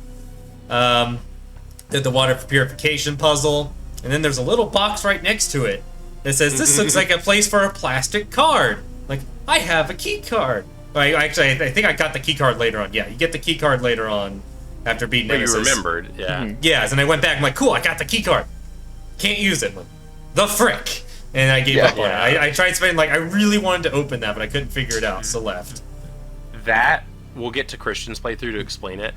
That is, I think, one of the other, besides the dodge mechanic, I feel like that keycard situation is one of the worst conveyed things in the game, because I had to look up to do it correctly, Austin. And then, Christian, you didn't understand it until I told you what I had looked up. None of us intuited what the game was trying to say on our own on that, so you were not alone there. Yeah, so it was frustrating, ended up just moving on. I died a few times to just some normal zombie instances. The stupid dodge mechanic practically got me killed in there too, because I just was dancing around them. Get to the spot where Nikolai meets his end. His well-met end finally just gets shot into the ceiling and blood drips from it. It's great. He deserved it. And then the bane of my existence, the Nemesis fight in there. I may have died 4 to 5 times fighting him due to a mixture of not bringing enough stuff to fight him and janky aiming in order to shoot the acid levers And he's smart. I'll give him credit. He's smart. I was like, okay, he's walking up. I can shoot the acid, and I shoot it, and he just backs up. He's just like, no, I'm not gonna get hit by this, buddy. It's like, oh, you bastard. And then every time I would knock him to his knees in front of the acid, he would be perfectly blocking, and I couldn't shoot the acid, so he'd just get back up. I'm like, great, now I'm trapped in a corner. And he just kept killing me over and over again. It was very frustrating. Because apparently I also wasn't using the mechanic of the auto lock-on button. I didn't use that the entire game. I manually aimed the entire game. That was killing me because I tried to get in front of as many annoying things as possible because I had played this game, so I sent a bunch of messages like, hey, here's the confusing dodge mechanic. Make sure you turn on the auto lock-on. Avoid the left path. All those things. I tried to, if you're playing this, especially on, the GameCube version, which is what we were doing, I think Type B is even better. That's up to you, but change from manual to auto so that when you pick up, your character's just aiming at where... And you can press the... one of the buttons while aiming will also, and it'll say on the controls, aim for hazards or environmental things, and not enemies. Yeah, that would have been that's helpful. How you're supposed to aim at the so. That was, Nemesis kicked my butt a lot there. Wasn't after that fight? It wasn't too terribly bad. Do you want to save the very final fight for the final thing, sure. or do you want to? I can save it unless you want me to go to it. We can start with Christian. Yeah, I want to hear. I'd like to hear Christian's experience with the Dead Factory, and then all of us can go over the very final boss. How's the Dead Factory for you? Yeah, so Dead Factory was pretty good. You go through Dead. Is that how you go through? Yeah, that's how you go through the Dead Factory. I mean, oh my word.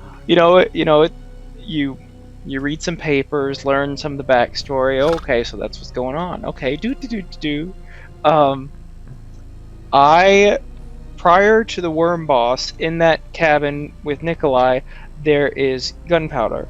And based on both of y'all's recommendations sometimes. For me, there was a good amount of gunpowder. So based on y'all's recommendations, I exclusively crafted freezing ammo.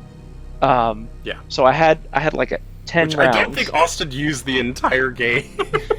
I used it in my first encounter because he said, use ice ammo, and then he clobbered me when I was using ice ammo. I'm like, this is garbage, and I didn't use it again.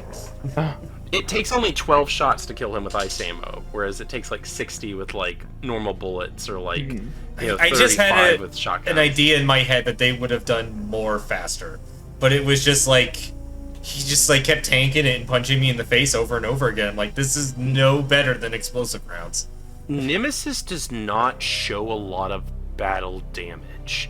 You don't get he does tend to fall over halfway through his health bar, but other than that, he doesn't flinch a lot. He flinches a little bit to ice, but he doesn't flinch a lot. He doesn't show a lot of wear and tear. He doesn't go arg when you shoot him, which is part of what makes him terrifying. He kind of just shrugs off your bullets until he dies, I feel like. Pretty much. But yeah, anyway, so the acid room, you just iced him to death? Yeah, so leading up to the acid room as well, there's another room in the Dead Factory where you save, and the randomizer apparently liked me this time because there were 3A and 3B gunpowders in there as well. So those where they are is random, but they do show up in the Dead Factory every time, one room or another. Yeah. So I crafted more ice ammo. So I went into the Nemesis fight with 20 freezing rounds. That's so overkill. Yeah. So the only thing that makes me feel better about this, though, is the clock tower fight. 2 attempts and he was dead for me. That was an easy peasy fight. It gave you a nightmare time, but we just traded which Nemesis fight gave us a hard time. I was like, there's only 2 Nemesis fights. So I mean, that's fun. When I went in with the I didn't even use the acid. I just kept on shooting with the freezing rounds. He didn't kill me. I just kept on shooting him, and he just went down. Hey, listen, take the. Look how far you've come from spending 12 hours walking in circles in the mansion to just knocking out the final fight of the game, with first try. Yeah. One of the fun things about if you use the acid is every time the acid hits him, he loses a limb. Like, it takes Oh. off an arm the first time he gets What? hit with the acid, and the second time he loses his head, and he keeps fighting you. What? Oh, that's Yeah, watch my interesting. footage. What? Yeah, he loses limbs when the acid hits him. And he's like, Wait, he had no head and he keeps fighting you? Yeah, it was terrifying. I'm just like, he has no head. Why is he still coming at me? I've never seen that before. Oh yeah, it's that I kept focusing on the acid as the main way to beat him. It's like, Oh my gosh. Oh my gosh, that's oh, that horrifying. dude just kept coming at me. It's like, please Oh stop. my word. That's upsetting. I mean, in canon it makes sense because his brain is actually a parasite that exists in his chest, like canonically if you look up some of the stuff, but still. Yeah. I do love, I think the only fight in the game that you can just get actually screwed over is the clock tower, because every fight before then is optional or run pastable, you can avoid it. The worm boss after it, you can do the trick I told Christian about.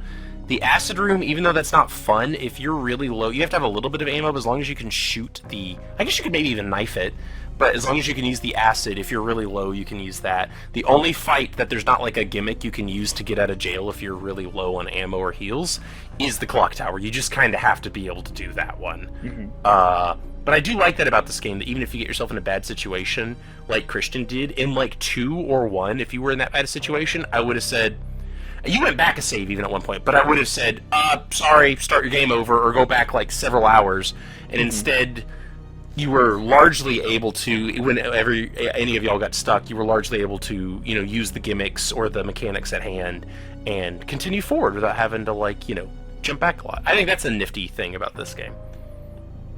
Yeah, I think so But yeah, too. so no problem in the acid room, huh? Not for me. Yeah. I'll give y'all, before we go, my experience was pretty straightforward as well. I died a couple times, but I died a couple times my first playthrough. The second playthroughs were different. But I will say one different thing. Y'all pushed, and I did through one of my playthroughs, but the jumping route is very interesting because y'all keep going, yeah, and then Nikolai dies. Or does he? Because if you jump instead of push, Nikolai does not die there. He actually beats you to the helicopter that Carlos is trying to get to. And after you kill Nemesis, he shows up in the helicopter and is like, hey, want to fight? And you can get a secret optional boss against Nikolai in a chopper, which is pretty nifty. And now I was able to one-shot him due to a little trick that Christian, I think it's time to come back around to that foreshadowing we had about that odd keycard Austin had some trouble with, right? Yes. What was that about? What was the secret of the keycard? So it was dumb. Yeah, it is. I mean, yeah. So you pick up this item, and when you look at the item, it's a key with a little. A plastic keycard. Yeah. Well, I was saying, you get a plastic keycard, Yes, and then you find that machine that says, please give me a plastic keycard. and it doesn't work there. No. So instead, what you actually were supposed to see was you also pick up a physical key that has what looks like a little piece of plastic on it, almost like if you have Like, like an item, like an item tag, like on a shopping cart, right? yeah, or Or like an item. like a Kroger gas card on your keys, kind of Yeah. a thing, something like that. Anyone listening that knows what Kroger is, so that's what it looks like. What Kroger is. You never know. Mom's swim class knows what Kroger is. That's our audience. But so I assume that key is going to go to like a locker or a door or something. No, the key never gets used. You take that key down to that little insert plastic card, and it has nothing to do with the key. It has to do with that little plastic thing attached to the The key. Kroger card. Yeah, it has to do with Kroger. So you go to Kroger, you get your gas, you scan it, and then it spits back out this little this exact same key with a little barcode on it. Yeah. So then you go down the elevator, and there's a locker there, and you can get a rocket launcher if you use it there. Now, at that point, there's nothing to use it on for you, right? Yes, I used it in the final boss that we'll talk about in a minute. But I mean, it doesn't. The final boss is impervious to damage, more or less. So Yeah, it just made me feel better. yeah, I mean that's true. Yeah, it's just. So that's the thing. You can take that ride. The one useful thing to use that rocket on is if you're on the path where Nikolai is still alive and challenges you to a fight, you can either talk him down and just be like, "Hey, what if you didn't shoot me? I'm gonna get nuked anyway." Because at that point, Carlos shows up again and is like, "Hey, they're launching a nuke at the city," and you're like, "Oh man." You know what baffled me is I was like, yeah, of course, we know that from 2. In OG2, they don't say that they nuke the city. Which is even more baffling now that they self-destruct, they destroy the lab, so that blows up, but they didn't say that the city got destroyed. Which makes the ending of 2 even more baffling, that there's this zombie-infested city, and they're just like, cool, not my problem, and that's how the game ends now that I think on it. Now, they were just getting started. Oh, that's right. No, you missed an important part. My brother. Yeah, it's over. My brother. That's right. We're just getting started. That's the. But yeah, so so he's like, a nuke's coming, and I was like, yeah, of course, the nuke from 2. And then I thought about it. I was like, wait a minute, they totally left that unresolved in 2. So that was. So yeah, a nuke is coming, and you could just be like, hey Nikolai, what if you didn't kill me because like a nuke is coming? He's like, good point. And he could just leave. Or you can be like, F you, bad man, and then shoot him with a rocket launcher, which is very satisfying. I actually like that route a little bit better, I'm gonna be honest. It's nice to just blow him up. But then yeah, you do that one way or another. Either Nikolai gets killed by Nemesis, or you blow him up, or he runs away. There's actually a path where he lives, which is interesting. But then you start leaving, you're making your final escape with Carlos, you either take that chopper Nikolai couldn't get to, or if you're on the path I was, the chopper's gone, and they're just like, I don't know, maybe someone will help. And I'll leave what happens in that path in a bit, but out of you two, who wants to talk about this boss? This is a point of contention, actually, isn't it? Yeah. Okay, Austin, you want to tell us about this boss? Because I know you've got feelings, and I've got feelings. Okay, so you have the little build-up paper talking about like this weapon that they're testing on these high-level threats to try to test the firepower, blah blah blah, of this supposed railgun. Yeah. And then you go into this room and you see this giant like Tesla coil thing sounded up, and you see like a dead super tyrant from the second game. It's like, oh, that dude's dead. Outside the room, there's also a Mr. X just sitting there, which is terrifying. So they're just killing tyrants left and right. Yeah, so it's like, oh, I found that set piece cool. I'm looking around like, okay, got some batteries, walk up to the computer, it's like, oh, it needs power, blah, blah, blah. And then Nemesis comes back, and at this point, with how much problem he gave me in the ass for, I'm like, you bastard, why won't you just die? And it's like, okay, time to do the rail cannon, like... He's not even humanoid anymore either. No, he's just a giant slug. He takes over the super tyrant, absorbs him, and then just becomes like a giant weird blob creature thing. And I'm thinking, okay, time to use the rail can. So I'm like, okay, start with the closest battery, number 3. I'm like, can't push it. I'm like, okay, I'll go to number 2. Can't push that one. Go to number 1. I look at Nemesis. He's barely moved. I'm like, okay, you're chill. Push number 1 battery in, walk over, push number 2 battery in, push number 3 battery in, stand in a corner. He's slowly making it there. I think he has a limp from the acid or something, whatever. Railgun shoots him. Like, cool. He's not dead. I'll stand here. Rail cannon shoots him again. Like, I'm getting a little bored. I walk to the other side of the room a little bit and watch him, just like waiting for the rail cannon to shoot him. Like, I'll just shoot him to pass the time. So I keep shooting him. He shoots one acid thing at me, hits me. I'm like, shoot. Rail cannon hits him again. He dies. I'm like, that sucked. Moved on. And then the only cool part in that room is as I'm trying to leave, Nemesis, still not dead, pops up, and then you get the final and best choice of the game. Either run or finish him off. And of course I have to finish him off. Pull out a Magnum, say the cheesiest stupid line ever. You want stars? I'll give you stars. Then you unload the Magnum in his head and he finally freaking dies, and then I can... It's so good. The point of contention that he alluded to is, I played the Resident Evil 3 remake, and on every single account, the OG is better than the 3 remake. Except I like the railgun section in the remake a whole lot better than this one.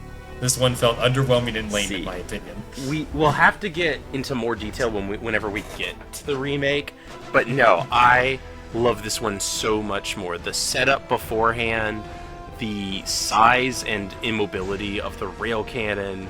I agree it's not much of a fight. It just isn't. It's more of a set piece, but I think it's a way better set piece than the remake, which, I mean, Christian won't have an opinion on because he hasn't played it. Yeah. But I mean, so I'm alluding to this fight, and I'm pushing back a little bit. And I think it's dope.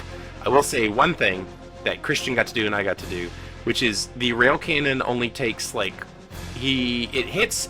The first shot, I think, never hits him. It just blows the corridor so you can walk between. Is the first shot. And the second shot always kills him if you've done damage to him. I didn't even know there was a possibility, because I know I don't have use for the ammo, so you might as well fire at him.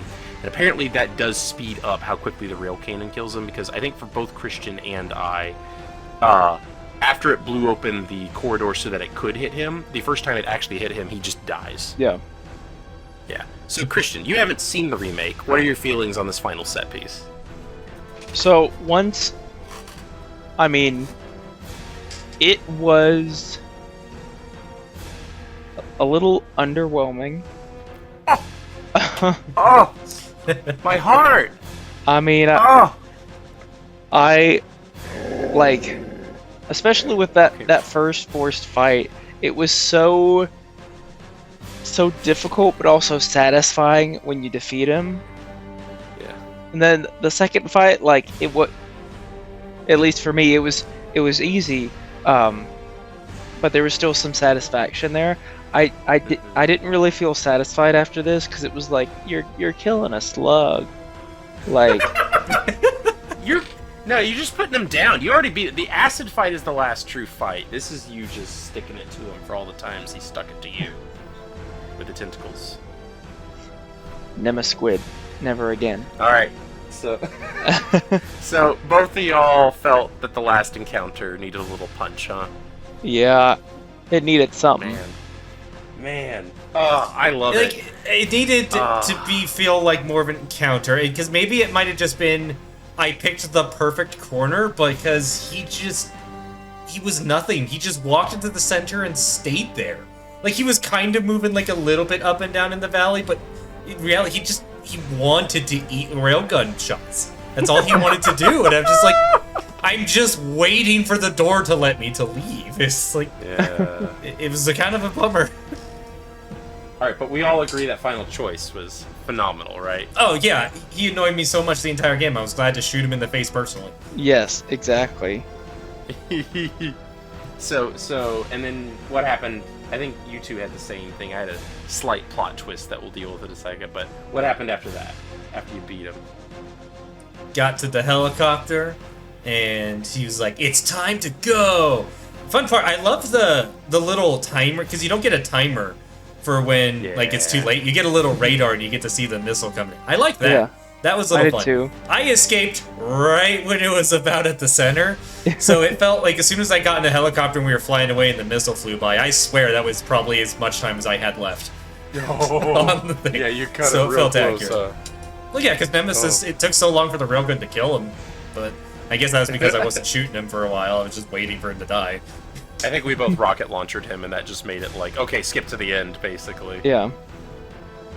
All right, so mine has a slight plot twist, which I do think I like this ending slightly better. So my version, Nikolai ran off with the chopper that Carlos took y'all away in, so that wasn't an option for me.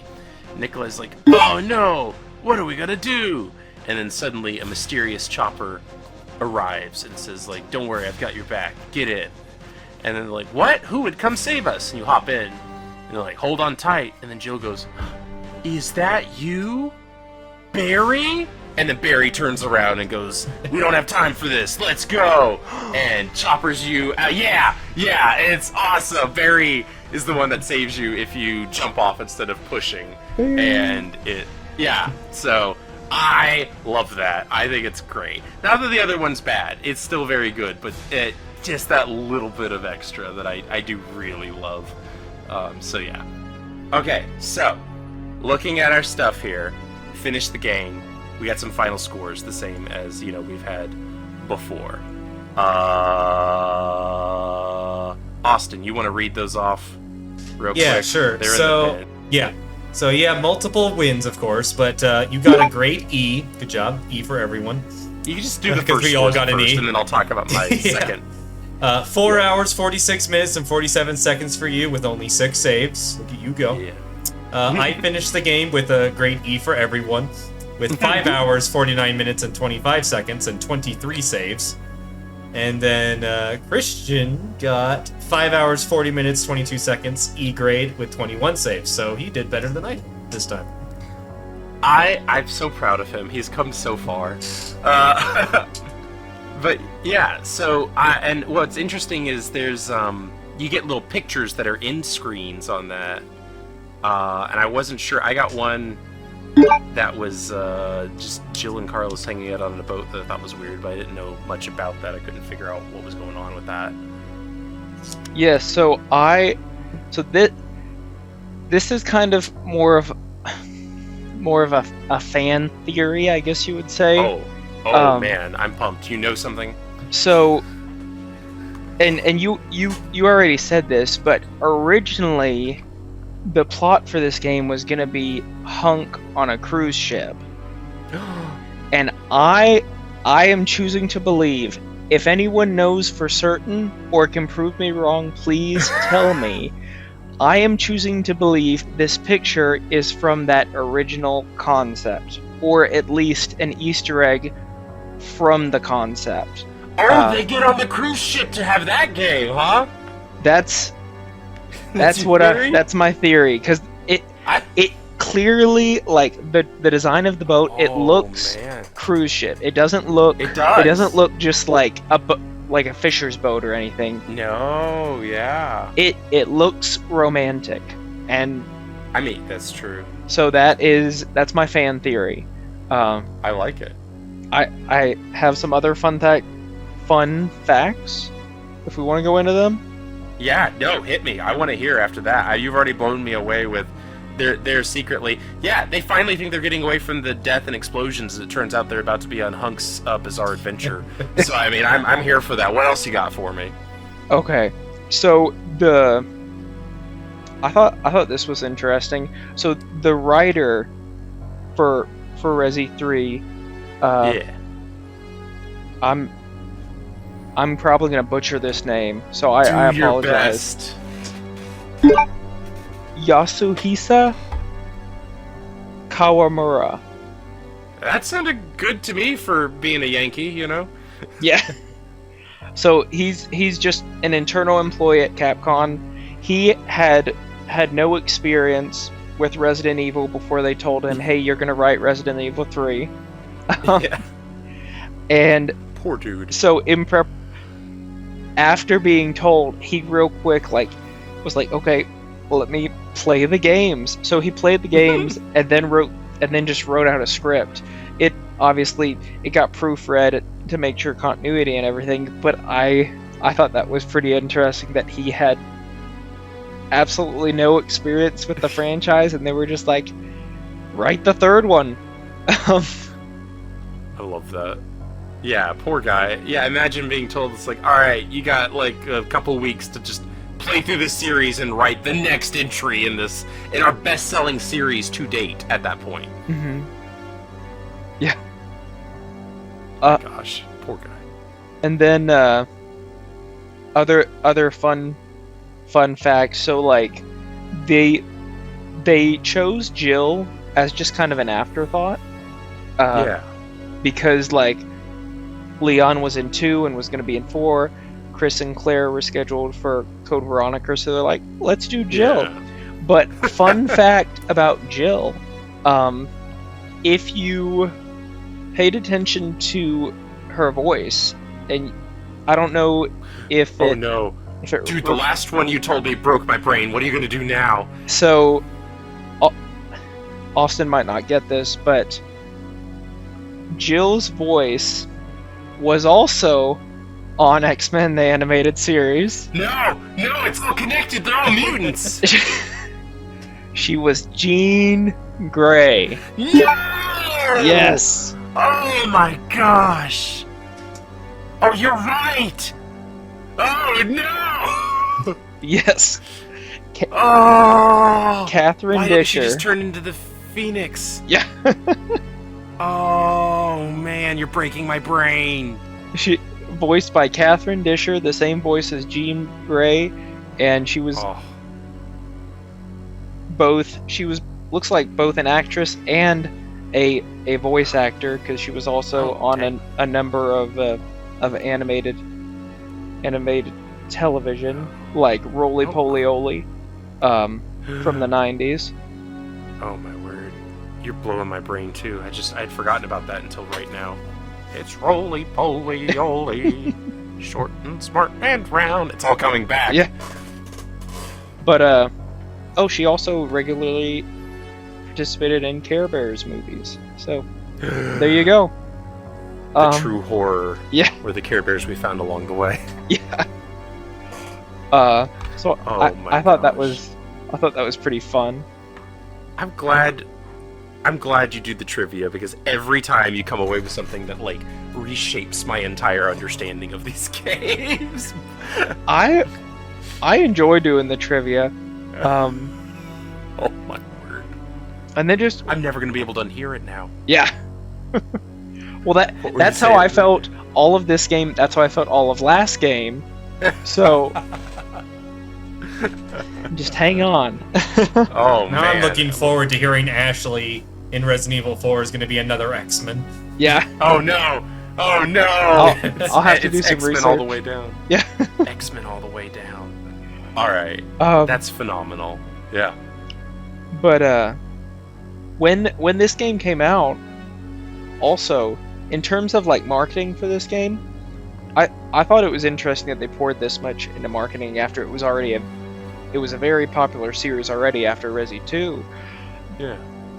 Especially for that time, this is a lot of money. They put $2 million into marketing,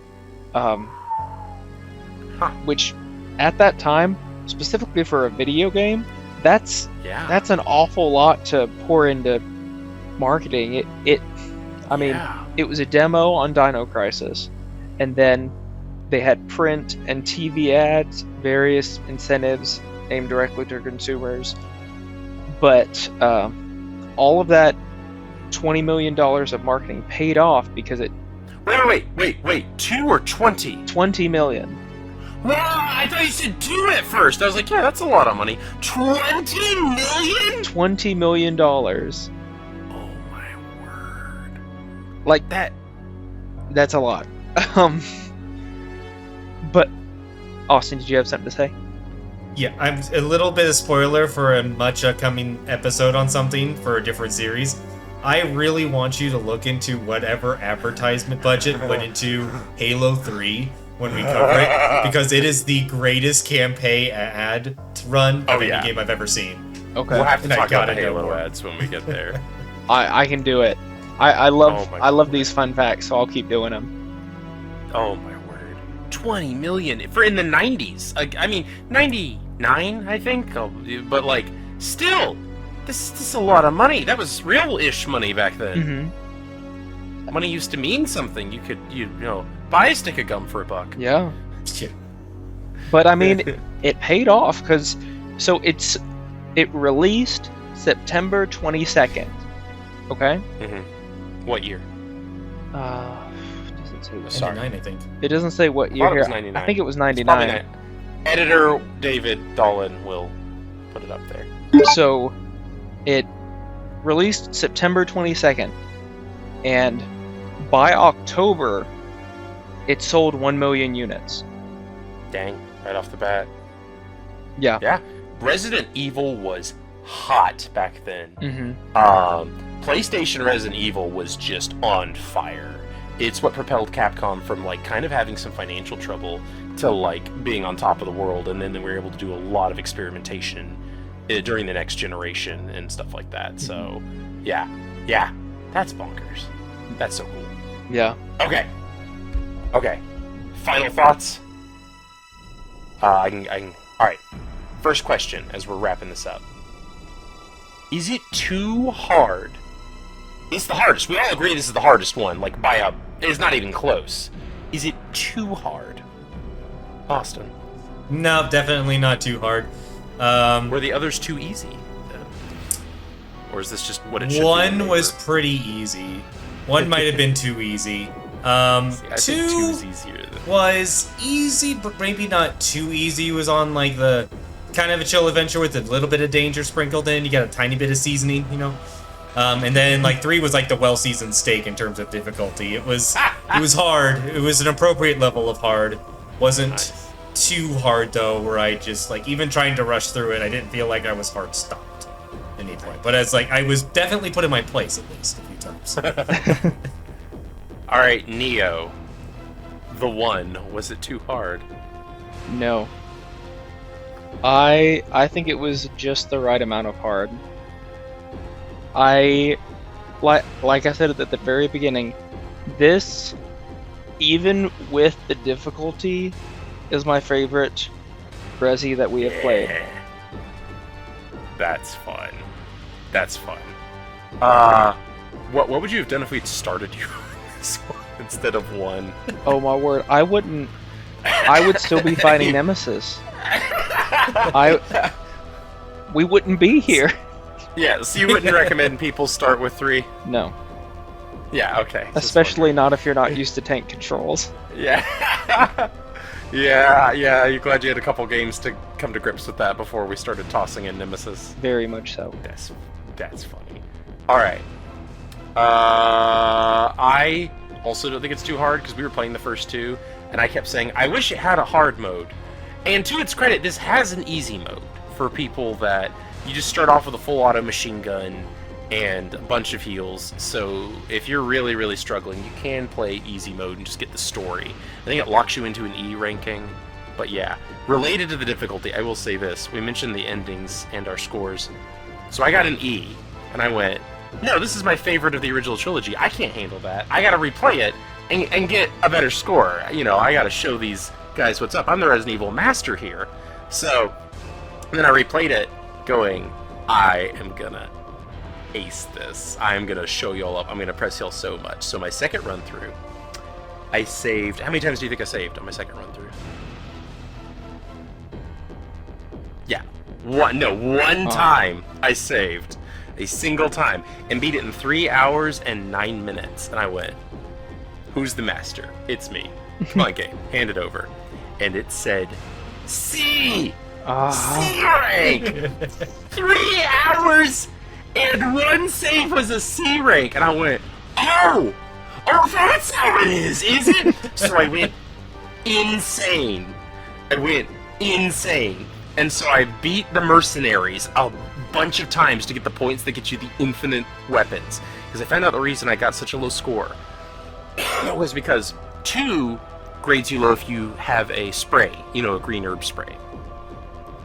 3 lowers your grade if you heal at all. So I healed, and that was the problem, so I couldn't heal. So I went through again. I played the mercenaries, got the infinite rocket launcher and the infinite assault rifle, and went, say hello to my little friend! I beat it a 3rd time, saving 0 times, and in an hour and 55 minutes, and finally got that A rank that I deserved. So, yeah. There you go. Sorry, just had to... I was like... We beat it, and I was like, I think I'm going to play it again. And then I beat it, and I was like, I think I'm going to play it again.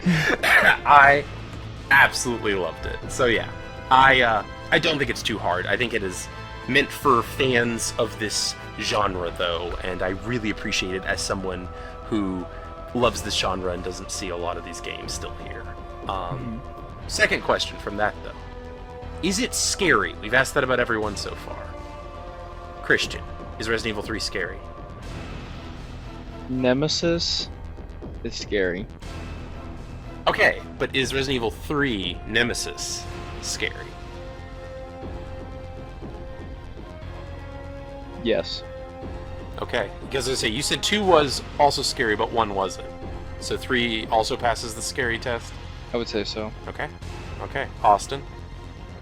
It's a bit scary. I wouldn't say it's like a definitive scary game, but it definitely, of all the Resident Evil. Hang on, I have to think about that for a second. Is it scarier than 2? So, objectively, for OG2, yes. So I'm thinking about the whole series. When my first game was Resident Evil 2 Remake. My first experience with that was scarier than me playing 3 Nemesis, but I was also, by the time I'm playing 3 Nemesis, I'm a veteran. So I kind of know what to expect. But introductory to 2 Remake was scarier than what 3 did, but 3 is an objectively scarier game than 2 Remake is. Oh, wow. You think it's even scarier on like a... Objectively, yes, but as like the brand new dude to the Resident Evil series, 2 did scare me more than 3 did initially. But I was a baby. I was a Resident Evil baby. I'm torn on this one if it's scary or not, because I'm with you. It didn't scare me, but that's because this is one of the last Resident Evil games. I think it was, 7 and 8 hadn't come out at that point, but as I was going through the series, I bounced around a lot. I mentioned that on our, Resident I forgot Evil about episode. 7. No, 7 wins. I forgot about 7 for a moment. 7 is the scariest. 7's gonna be fun. It's at least the scariest out of the classic trilogy, though. Of the classic trilogy, yeah, 3. Yes. Yeah.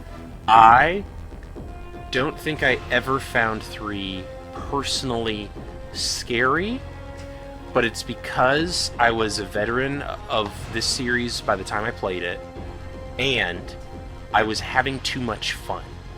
When Nemesis would kill me, I wasn't getting scared or frustrated. I was like, dude, yes, I've been asking for something like this, and I was too excited. I think the excitement to finally have a challenge in these types of games kind of overcame the dread or fear. So I have very strong, good feelings about this, but I'm going to be a party pooper and say I don't think 3 is scary. I adore Nemesis, and I think he builds a lot of tension. Mm-hmm. I'm going to say I personally didn't find him scary, only because I found him so delightful. Yeah. But he builds a lot of tension. I'm very hard to scare in a video game, I feel like. And it's the type of thing where I think after I turn off the game, am I still a little, like, on edge? And it doesn't do that, but every time he shows up, I'm like, yeah, are you gonna kill me? Like, masochistically. So maybe that's the... Come on. I want you to do it. I think... Yeah, come on, hit me! I think Austin's right that if I were to say objectively, like, for an average person, it's scary. Do you want to follow up on that, Austin? But that's kind of... I'm gonna change my answer to the very first question of the show. Mm-hmm. The freaking mold things from 7 are probably the scariest enemy in a video game to me.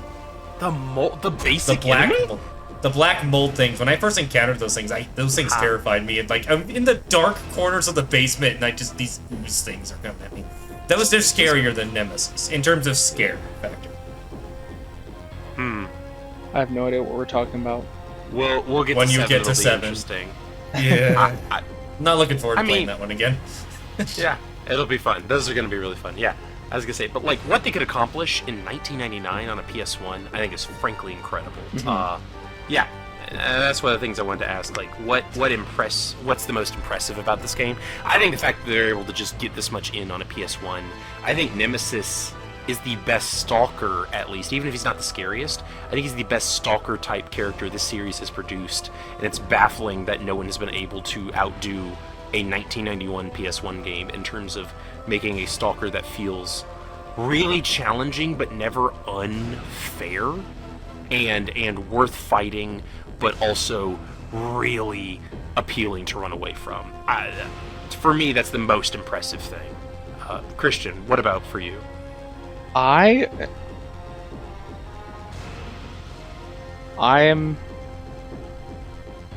impressed. Just the game. I'm impressed by just I'm impressed by the lasting impression that was impressed on me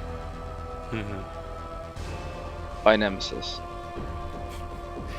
You didn't think he was going to stick with you quite as much as he did, huh? So I didn't think he was gonna stick with me, but then also, there's just a little thing. So, I have a child whose favorite song is "S.T.A.R.S."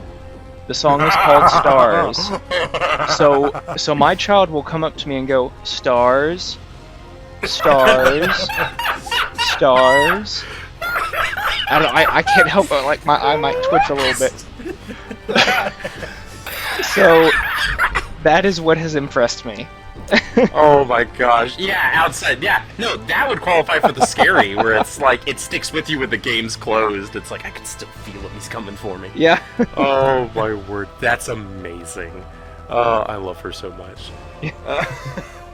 All right, Austin, what impressed you the most about Resident Evil 3 Nemesis? The city map. I love the Yeah. city map all the time. Yeah. The other That's a maps good were one. fine, but they felt kind of like the normal Resident Evil thing. The city was left the biggest impression beyond Nemesis, just being You want to go back, don't you? brutal. Just like, oh, I'm in this new area. Nemesis sprinting at you full speed, like freaking the cop from Cloudy with a Chance of Meatballs. He's just running at you. Red Hot Wood messes you Oh, up man. every time. Oh man, yeah.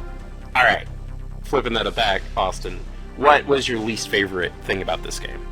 Also, Nemesis. Yeah, just a little ever-present, huh? You want a Nemesis-free mode, huh? No, I don't. He needs to No. be there. Like, he was the most memorable part of it, but also just the biggest headache of the game.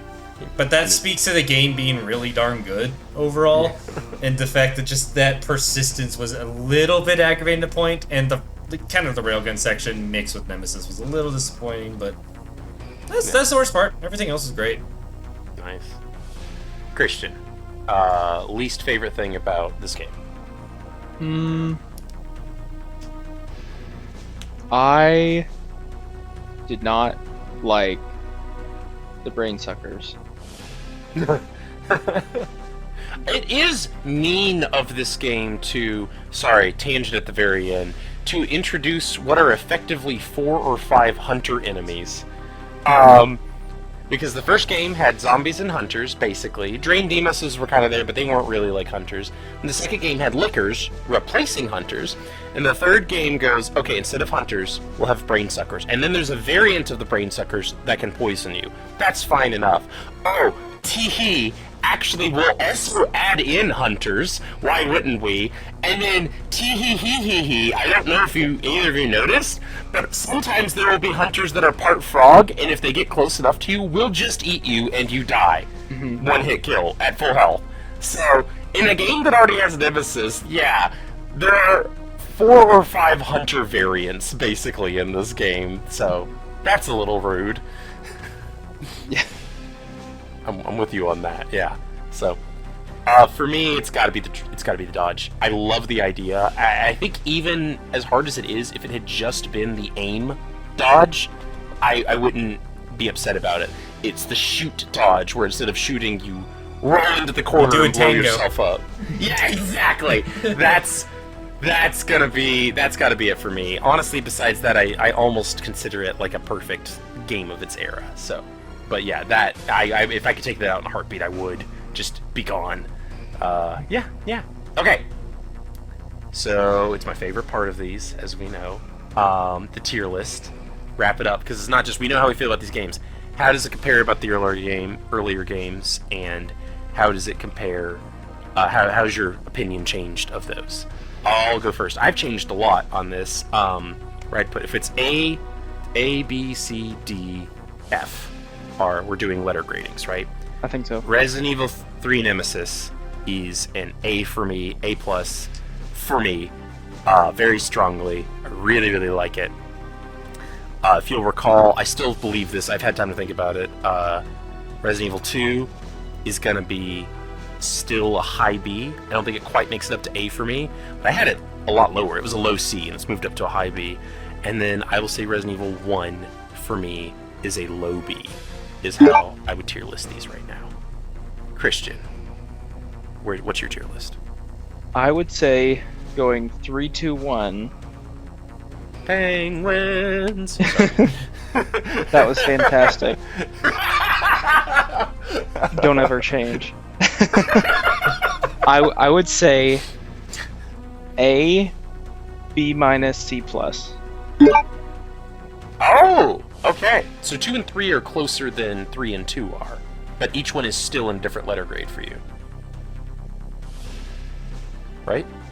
A, B minus, C plus. It's 3, 2, 1. Yeah, 3, 2, 1. A's the 3 is the A. Yeah, 3 is an A, 2 is a B minus, 1 is a C plus. Yes. I know you can't know. Do you think if you replayed 1 with your knowledge, would it go up? You can't know what you know, but do you think it would or not? I think it may go up, but I mean the thing. Not a lot. So much of my problem with 1 was just figuring out how to walk. Just like a child. Yeah. I'd be interested. Maybe at one point, we're not doing it anytime soon. Maybe at one point I may bully you into retrying 1 sometime and just seeing if your opinion on it shifts. Or I'd be interested to see what that is. But too much to do. 1 remake will be interesting. That's a great example. Well, maybe that 1 remake we can re-examine. That. Yes, and All not right. on a calculator. Yes. Austin, what's that tier list looking for you? I don't remember what I was saying the tier list of the games previously because Yeah. I never remember what I said. Well, but if I'm What thinking are they about now? That's the fun of it. What are they now? 1, it's probably B minus for me. 2, is it B plus? Mhm. 3 is a B. Oh my! So it's a 2-3-1 for you. I like 2 a little bit more. You decided you intrigued them at the beginning, and It's we have a twist. Barely higher. Yeah.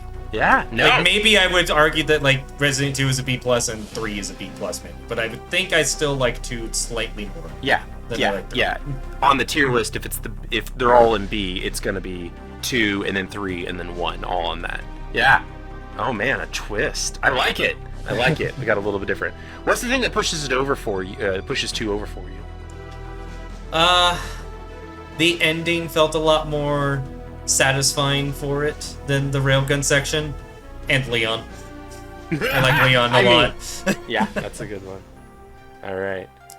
Last thing I'm going to ask before that. Now we're not going to Resident Evil next. We're going to Spyro and finishing up Halo next. So that's exciting. I'm really pumped for that. But I just want to hear for posterity. This is more for Chris. No, Austin hasn't played Code Veronica either. I get to ask both of you. What do you expect to happen? What are you hoping for? And what do you expect to happen in the next game in the Resident Evil, which is Resident Evil Code Veronica, originally for the Sega Dreamcast? So I am looking forward to seeing how Claire gets the dumbass title. Oh yeah. No, yeah, firmly. This is pretty top tier dumbass. I am really looking forward to that, and I am interested to see, because I don't remember, I think you talked about it before, but I can't remember it, so I'm really looking forward to see how Chris Redfield plays into all that. Yeah, for he Code sure Veronica. does. He sure does. My prediction will be that he's going to give Claire a "What the heck are you doing?" lecture, and I'm hoping that comes true. Christian, any hopes or predictions for the story or the gameplay or anything? Well, before you had told me about the helicopter with Barry, I was going to predict Barry made an appearance. But I kind of he showed up in 3 and not Code Veronica. Yeah, I don't think he's going to show up then. Okay.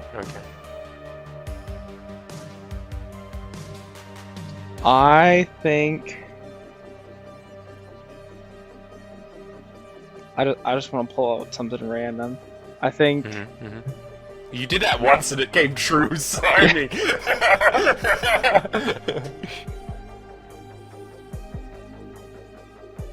I think Chris is gonna learn that the true adventure is the friendships we made along the way. Okay. Sure. Okay. All right. I already know what's going to happen, so I'm just going to leave you with one word of foreshadowing about the next game, and then I'm gonna sign us out. Okay? Are you ready for your one word? Yes. Twincest. All right. Wait, can you repeat that? Yeah. I can't even hear that, understand that word. Oh, sorry. Twincest. Twins. Okay, I know what you're talking about. I know the meaning. Twincest is the I know word. the meaning. I know where it's going. Wait, with a W or a V? Yeah. Twincest. TWINCEST. Twin. Okay. Twincest. That's Yeah, I I know heard where that's so going. many different things. Yep. Twincest. That's I the heard word. Vincest, and I was like, okay, my prediction is Vin Diesel's gonna make an appearance. No, but Leonardo DiCaprio kind of does in Austin's version. What? I'm so excited to get to this one. I'm so excited for Code Veronica. It's gonna be bonkers, y'all. I'm All so right. confused. I know. On that baffling note, I'm Dolan Malva. My name's Jay. Nice to meet you, Dolan. We're signing off. You're gonna do it. I'm Dolan Malva. I'm Austin. And I'm Christian. Yeah, we're the Gameboys. We'll see you next time. God bless. Oh my god, stop the recording. I'm so excited that was the hint I got to give.